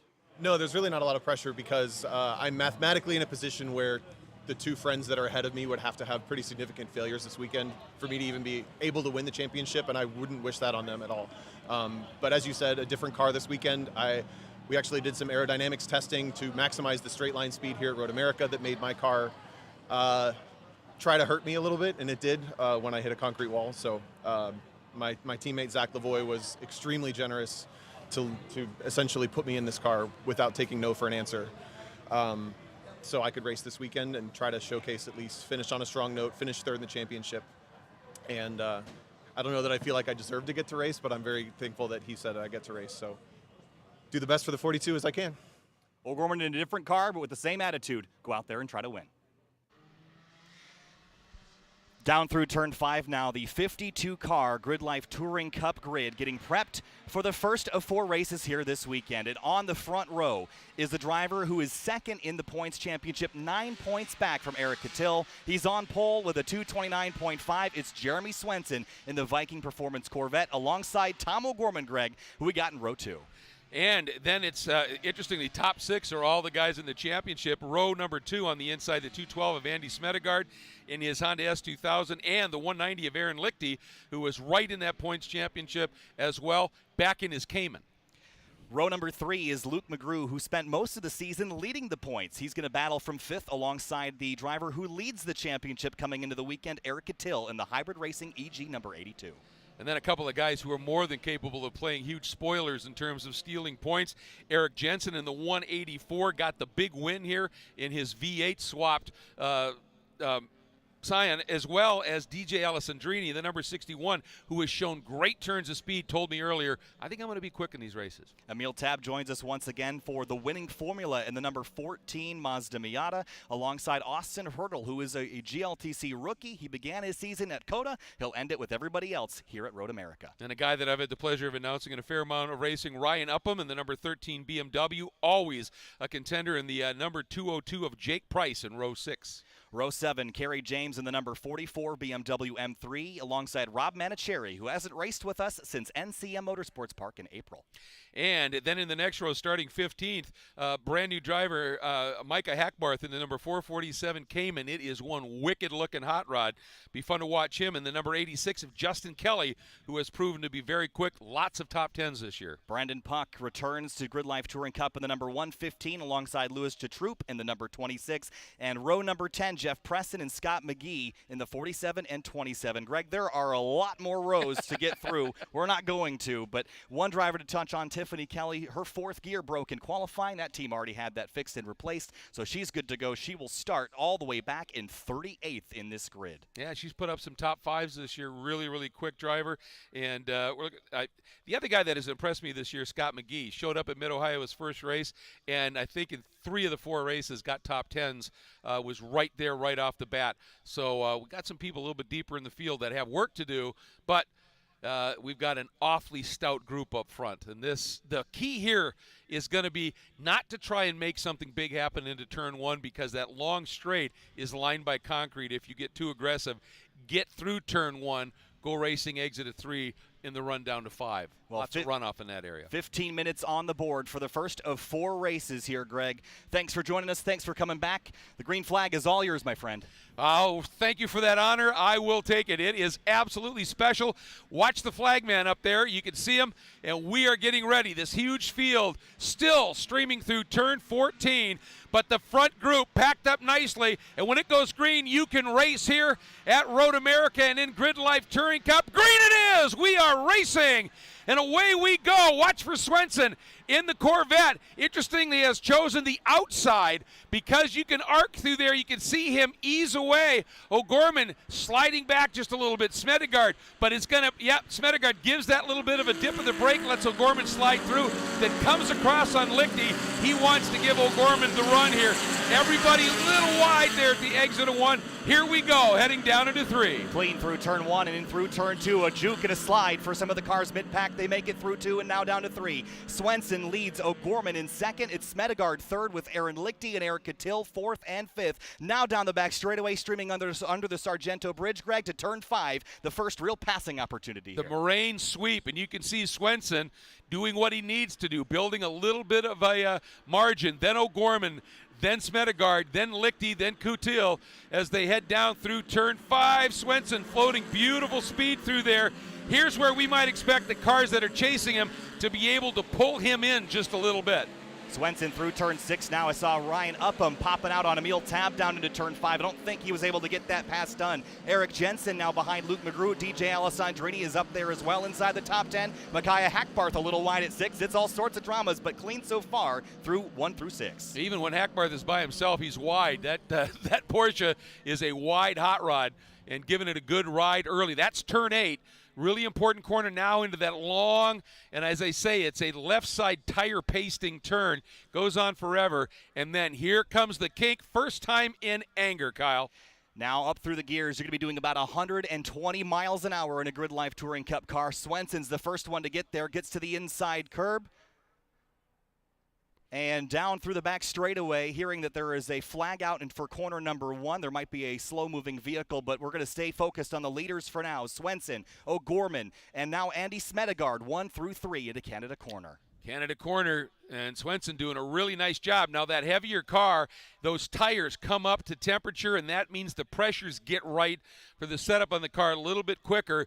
Doing a nice job right now carrying that car in front of O'Gorman and the rest of this pack up through Billy Mitchell, now into 14. Field doing a really nice job, and seeing those little gaps open early, they are going to go away. Trust me. So Swenson will come out of turn 14. He will lead the first of not a ton of laps here. A 15-minute race is very short, but O'Gorman is going to start to reel Swenson in. Tom has won 6 races this season. He's racing IMSA. He's won at Daytona. He knows what he's doing. He just got to track down Swenson and give him all he's got. Jensen out of line. Absolutely, and the thing with O'Gorman is he says this car is better than the one he was racing. They found something in the left rear corner of his car that may have explained some of the issues, so he is really relishing driving that car that Zach handed over to him. Here you can see that takes it to turn 1. There's lots of runoff for him, but you don't want to be too much on that curve. You want to gather it up, get back in, because turn 3 is a lot more critical than you might think at this track. Standing yellow flag at the turn 2 corner station, so there is a vehicle off somewhere. Can't get eyes on it, but the focus is forward. It's still green around most of the racetrack. Swenson, O'Gorman, Smedegard. Eric Catil's lingering back there in 4th place. Lichty has dropped to 5th. Alessandrini's up to 7th past Eric Jensen, so move forward for the number 61. Yeah, DJ really liked his chances here and is getting after it in earnest here in the early going, and I think he's glued to the back of now Luke McGrew as they come up through turn 6. Does he get through? No. McGrew hangs on, and a little twitch there from DJ. He is on the wheel. Through turn 7 now, hounding the back of that Duratec Miata, Luke McGrew from West Virginia, contending most of the season. Had some troubles at Autobahn that put him back in the points, but he is a contender as always, now being hounded by that white and orange Civic behind him. And watching that group up front, O'Gorman now on the back of Swenson, and we expected this, that car through this section of track, it's a bit more technical. Here now, Swenson should be able to pull a little bit, but it's a matter of who's going to be willing to flat-foot it through the kink, and pretty even through there. This is where you would think Swenson will gain a couple of car lengths. He does exactly that, and that's what he needs to do, because if O'Gorman sticks with him through there, he might be able to do something into the braking zone of Canada. Swenson playing this beautifully right now. O'Gorman is coming, though. Big slide through Canada corner. Tomo is getting after it now, closing that gap to the race leader as they climb towards Billy Mitchell Bend. Great commitment turn right here. Everybody floating through. And you can see watching, it looks like McGrew is able to put a little bit more distance between himself and Alessandrini right now, but exiting 14 onto the front straight. And this is where Swenson's going to keep building that margin. And the key is he needs to have enough of a margin by the time he gets to 5 that he won't lose it by the time he gets through Billy Mitchell and over to 14. So far, it's working, but you can see O'Gorman really on it here, and Smedegaard not exactly hanging about. No, he's back there as well in the hunt. So is Eric Catil and Aaron Lichty. Those were the 2 championship contenders last season, in which Eric Catil took the championship by 4 points over Lichty, so they know how to get it done. Lichty's back there. Look at Alessandrini sliding onto the curbs. Well, when he came out of 14, by the time they got to the start-finish line, the 184 of Jensen and that V8 swap Scion all over the back of him. But you can see in the braking zone how much DJ made up and actually gapped Jensen in the braking zone and got right to the back of McGrew again. Should mention that Nick Steniford is up 6 spots up to 23rd, so a great climb for him in the number 87 Honda S2000. Speaking of S2000, here comes O'Gorman around the outside. He gets it done, not quite. Side by side for the lead in turn 5. It's not done yet. It's an acceleration run. And if O'Gorman does close the deal, that's what he wants to do. Swenson going to fight him every inch of the way, but the outside line through 6, a little bit more of an open radius, more speed to be rolled. O'Gorman into the lead. Swenson second, and Smedegaard attacking already. Smedegaard is there. He knows he has to get by Swenson, or Tomo will be long gone here at Road America. Swenson goes defensive into turn 8, trying to keep the other ASM teammate behind him. Now, this is going to be the fascinating part of this, is the run through the kink. Does Swenson stay with O'Gorman, or does O'Gorman get to roll a little bit more speed? We have a car that is off at the exit of turn 8. I think that's DJ Alessandrini, who's stalled at the exit of 8, and he is in a bad spot at the exit of a corner, so hopefully he can find some drive. Yeah, that's a tough break. Look at O'Gorman. He has opened up enough, and Smedegaard around the outside of Swenson between the carousel and the kink. So Swenson suddenly dropping noticeably. And remember, this is all for the championship. Swenson only cares about Eric Catil. He's still in front of him, so he's still gaining those incredibly crucial points. But if he continues to run this slowly, Greg, Catil's going to pass him, and then that gap will expand. Well, and that's the key, is he's just given 2 spaces, 2 guys up in front, so the points margin that he had is shrinking a little bit, and Catil now sits right there in that 4th spot. So Swenson's got to get back up and on the horse here and go after it. But O'Gorman right now making his escape. Watch for him to pop in and up and over the hill here. Justin Kelly in pit lane, so potential problem for the Team Kelly driver. Blue flag for Tom O'Gorman. That's not quite right as he leads across the start-finish line. He's got Smedegaard behind him, and here comes Aaron Lichty popping out on Catil for 4th place. Well, and that's going to please Swenson if Lichty can get the pass made, and Catil says, yeah, no, this is a championship weekend here. It's not going to be quite that easy. And I think what happened was the last time the field came by start-finish, it was Swenson leading, remember? So I think that guy thought, oh, that's a car that's struggling, and then realized, no, he's leading. Yeah, well, it is confirmed that DJ Alessandrini is the car that did not make it back to timing and scoring, so he is stuck at turn 8. Hopefully he can get that car pulled off course and we can stay green. O'Gorman leads his teammate. His team owner is behind him, and last time by was a little bit slower, so Tomo gaining some ground. Well, and the last thing that Tomo or Andy Smedegaard want right now is a caution. They have got Swenson off of the pace of that car, and these nimble S2000s are doing the job. If we go to caution, obviously Swenson gets cool tires, cool brakes, and mount a charge with that horsepower on a restart. So they're eyeing that potential caution really carefully right now. Shout out to Micaiah Hackbarth for running 16th in his first ever race in a car he bought 10 days ago. It's the green Cayman you just saw flash by. That's an unbelievable debut for an untested and unknown car. Well, he came out of the box in that first practice session right up into the top 10. So, yeah, really impressive with what Micaiah has been doing here. Superb effort. A little side by each up and under the bridge at turn 6. Everybody slots in. That was for 28th. Tiffany Kelly is running 29th right now, up 6 spots for her. So that transmission hanging on pretty tight. Riley Griffin in the number 46 car battling there as well. There's Patrick Reyes having a blast back here, trying to catch that group in front. Well, for Tiffany, that's really good because when you're back in a group like that after a rough qualifying with a mechanical issue and you haven't had a chance to get out and test it, she obviously feels good about it. And when you're lopping off 6 positions this quick in a race, that's a really stout driver. Look at Tom float speed, back in, rotating beautifully. That's that blind approach into Billy Mitchell, and you just have to throw it in and have confidence it's there.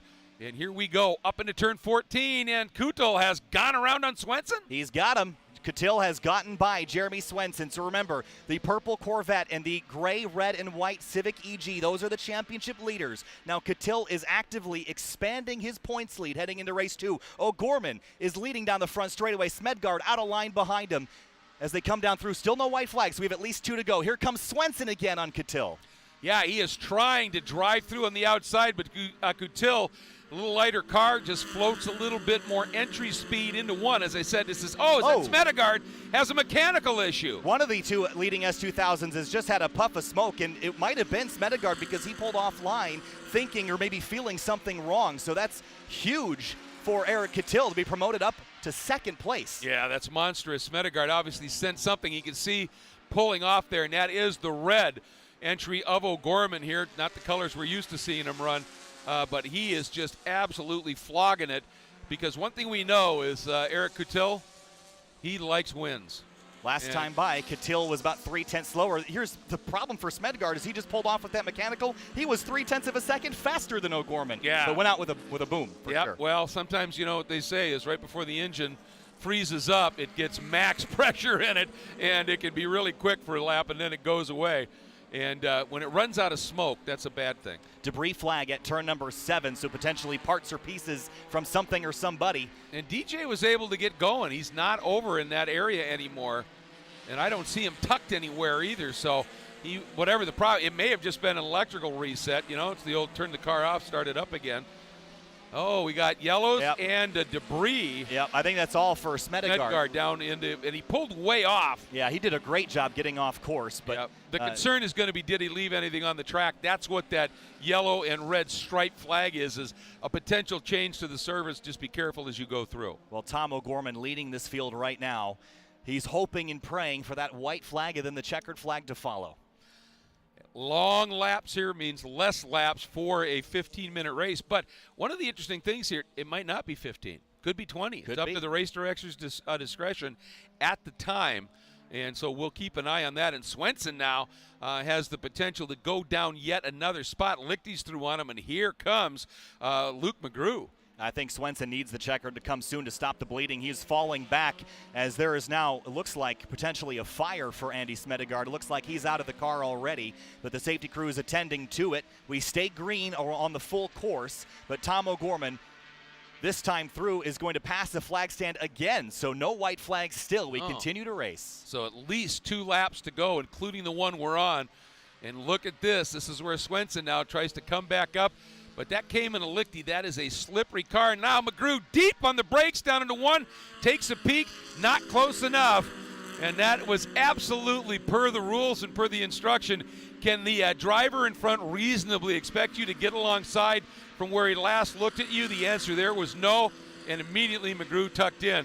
Great sportsmanship, understanding the concept of Grid Life Touring Cup racing. Absolutely. So O'Gorman under the Sargento Bridge. Catil is still second. Aaron Lichty runs third right now. That's a podium for that Porsche Cayman. And Aaron has a lot of self-preservation. He drives within a safety margin. But with Catil right in front of him, he might have an opportunity to try to catch that EG Civic. And here comes McGrew again. Swenson defending into 5. Well, and keep in mind, Lichty is in this points championship, so he's not just going to let Catil drive away here. If he's got an opportunity cleanly, you know he's going to pounce. And that car in a straight line is pretty darn quick, so he's got some potential here. Through turn 7 now, Catil second, Aaron Lichty third, then it's Swenson, McGrew, 4th and 5th, Eric Jensen, Emil Tab, Carey James, Upham, and Hurdle. The rest of your top 10. 2nd through 5th, compressing though, through turn 8. And I got to tell you here, you wonder what kind of a special talent Tom O'Gorman is. Last time he was here, he wrecked his car. Then, we got some big action down at turn 5. Yeah, that's Eric Meadows up the inside. I think that's Brandon Puck. No, that's Matan Rosenberg, the youngster. I think he's 18 years old. That's very tight through turn 6. Matan has had a number of 11s this season. He just hasn't been able to crack the top 10. He's such a good kid, such a fast driver, and just doing a brilliant job here. Great to see him back in having a good battle. And now, look at that. McGrew just blew by, I think, Swenson's. And one thing that happens when your tires go away, you can't slow down as effectively. And you could see how early he had to go to the brakes down into Canada Corner. Yeah, so move McGrew up to 4th place. And again, Jeremy Swenson was 9 points behind Catil. He will be more points behind Catil now at the conclusion of this race if it finishes as is. And he needs this checker to come as soon as possible because he continues to drop down the order. On pole, led some laps, Greg, but now going the wrong direction. Checkered and that flag is now. a checker. So the checker is out. So Tom O'Gorman, after all the adversity of crashing his car a couple weeks ago here, climbs in his teammate's car and goes to the top of the board and wins GLTC Race 1. Catil 2nd, Aaron Lichty 3rd. That's your podium here at Road America Race 1. And then 4th, you go back to McGrew, then 5th, Swenson. So he has really lost a bit of ground in those points here. And with Catil's finish in 2nd spot, he'll be feeling all coodly right now because that is exactly what he wanted to see develop at this point. But getting back to what I was saying about O'Gorman, has the wreck and then gets back in a car, similar car, one that's a little bit better. Does he let the wreck play mind games with him? You saw how he was flowing speed through 13 with the back end just rotating a little bit. He's a special talent. He showed it here. But to Zach Lavoie, and for Zach, not only saying, you're going to race my car, but saying immediately after the wreck, Tom, get in this, go out and put in some laps, get back on that horse. And that got Tom's mind right immediately. This is as much Zach Lavoie's win as it is Tom's, no question. When Tom won his first GLTC race back at NCM in April, he was tearful because it had been such a journey between last year to this year in building that car after having such a horrid 2020. Then all year was racking up wins in top 5s at Autobahn, was leading the race, has the engine explode. Andy Smedgaard swaps that engine and Tom goes out, wins more races, does more things, then crashes that car. Now to climb back up, there cannot be a higher and steeper roller coaster for O'Gorman this season, but right now he's at the crest. He is, and in that interview that you did with him that we played at the top, you could hear him fighting not to lose it a little bit, talking about what Zach did. The emotion's right there. Tom is a wear his heart on his sleeve guy anyway. The emotion was right there. I think right now he's dealing with a combination of elation and bawling inside that helmet, and you completely understand it. That's what makes racing so special. And the sun is setting here on our first day of action at GridLife Elkhart Color Classic. Tom O'Gorman, Eric Catil, Aaron Lichty, your podium in the first of 4 GLTC races here this weekend. There's still more to come tomorrow, so make sure you tune in on the live stream. But Greg, let's talk about some notable drivers. How about Brandon Puck up 6 spots to 11th in his Mazda MX-5? Jake Jornstad up 4 spots. Arimas Korosis up 7 spots to 18th. Felipe Gonzalez up 7. Tiffany Kelly up 8. Some really great climbs. Clayton Fitzpatrick up 7. Jerry Myers up 7. A whole whole bunch of drivers clawing through the field as we watch the battles up front. Hey, Joe Morrison struggled a little bit in that one and slipped down just a little bit, but you look at Tiffany up 8 spots and doing it from the middle of this pack. That really was an absolutely superb comeback drive. And remember, doing it with a car that she probably wasn't incredibly confident in until she got a lap or two in terms of the fix on that car. So, yeah, some great drives deep in the pack as well. So with that, the first day of action here at GridLife's Elkhart Color Classic is complete. Eric Catil finished second. He leads the championship battle, and we're going to leave you with an interview I did earlier with Eric. We'll be back with you tomorrow morning for the next action here at GridLife. Eric Catil leads the GLTC Championship in the number 82 Hybrid Racing EG Civic. Comes into the weekend 9 points over Jeremy Swenson. Eric, do you change anything in your formula that's gotten you to the front in the championship? I changed everything. Mainly for this track. Around Heartland Park, I started experimenting with different aero setups. So I ran all year with the splitter and the big wing. In the Heartland, I tested a smaller setup, smaller rear wing that's 0% and an air dam in the front that's 0%, just to prepare for this event. And we also, we got more power out of the car. So generally I run around 180 horsepower. We're around 198 this event. So significantly more power. Less aero, but as a result, less percentage penalty, so better power weight ratio, just to kind of help out on these straightaways. But I'm kind of nervous, to be honest with you, because it's a handful with the small wing, and this track is it requires a lot of cojones. So 9 points isn't a whole lot over a Corvette around Road America. Do you race any differently in this final round? Yeah, so that's the thing. 9 points is essentially nothing here. That's a few positions separating us per race, and honestly, the first goal is to finish every race. If you have a DNF or an error and you fall back, like, there's your championship hopes. It's kind of what happened to Aaron last year at Gingerman.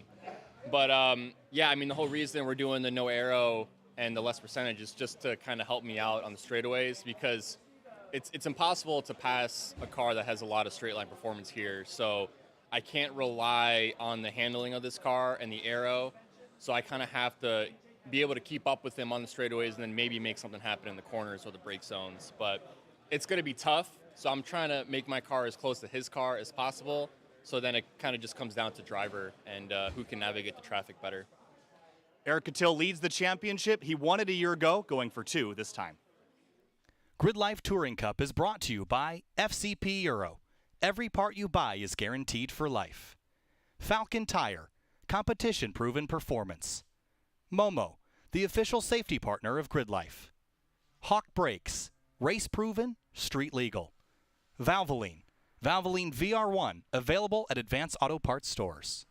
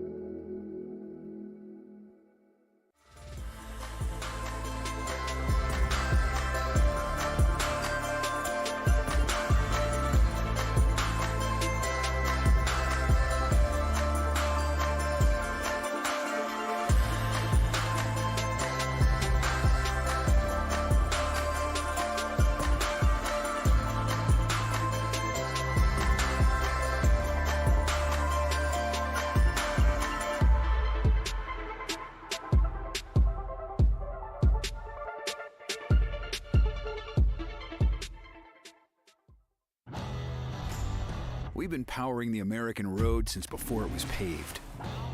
Our first breakthrough in motor oil was introducing it. And we've been reinventing it ever since. From the world's first high-mileage oil to the world's first synthetic blend. There are those who change with the times. and those who drive them. Valvoline, the original motor oil. The Falken Azenis RT660 is the enthusiast's choice for ultra-high performance. Engineered for predictable handling and stability, the RT660 provides maximum traction both on and off the track. Your competitive edge has arrived with the Falken Azenis RT660. Hawk Performance packs 100 years of friction dynamics into every product. Backed by Carlisle Brake and Friction, the world's premier innovator of industrial brake and friction components, Hawk leverages R&D tools and motorsports experience to deliver uncompromising performance on the street. There's no reason to settle for less. Choose pads that are race proven and street legal. Find the Hawk Performance brake dealer near you at hawkperformance.com. Here at FCP Euro, we take pride in the fact that each and every one of your orders is picked, packaged, and shipped by a fellow car enthusiast. We understand that you need the right parts and need them fast to complete that next project or get your daily driver back on the road. Take Mike, one of the smiling faces in the FCP Euro Pickup Center, who assists customers whenever they have to come in and pick up their orders. Mike has an evolving collection of BMWs, including his beautiful E30, that often require maintenance, so he understands the importance of making sure that each customer gets quality parts. But Mike also underscores our value of making sure every customer has a fantastic buying experience here at FCP Euro. To learn more about us, head to fcpeuro.com.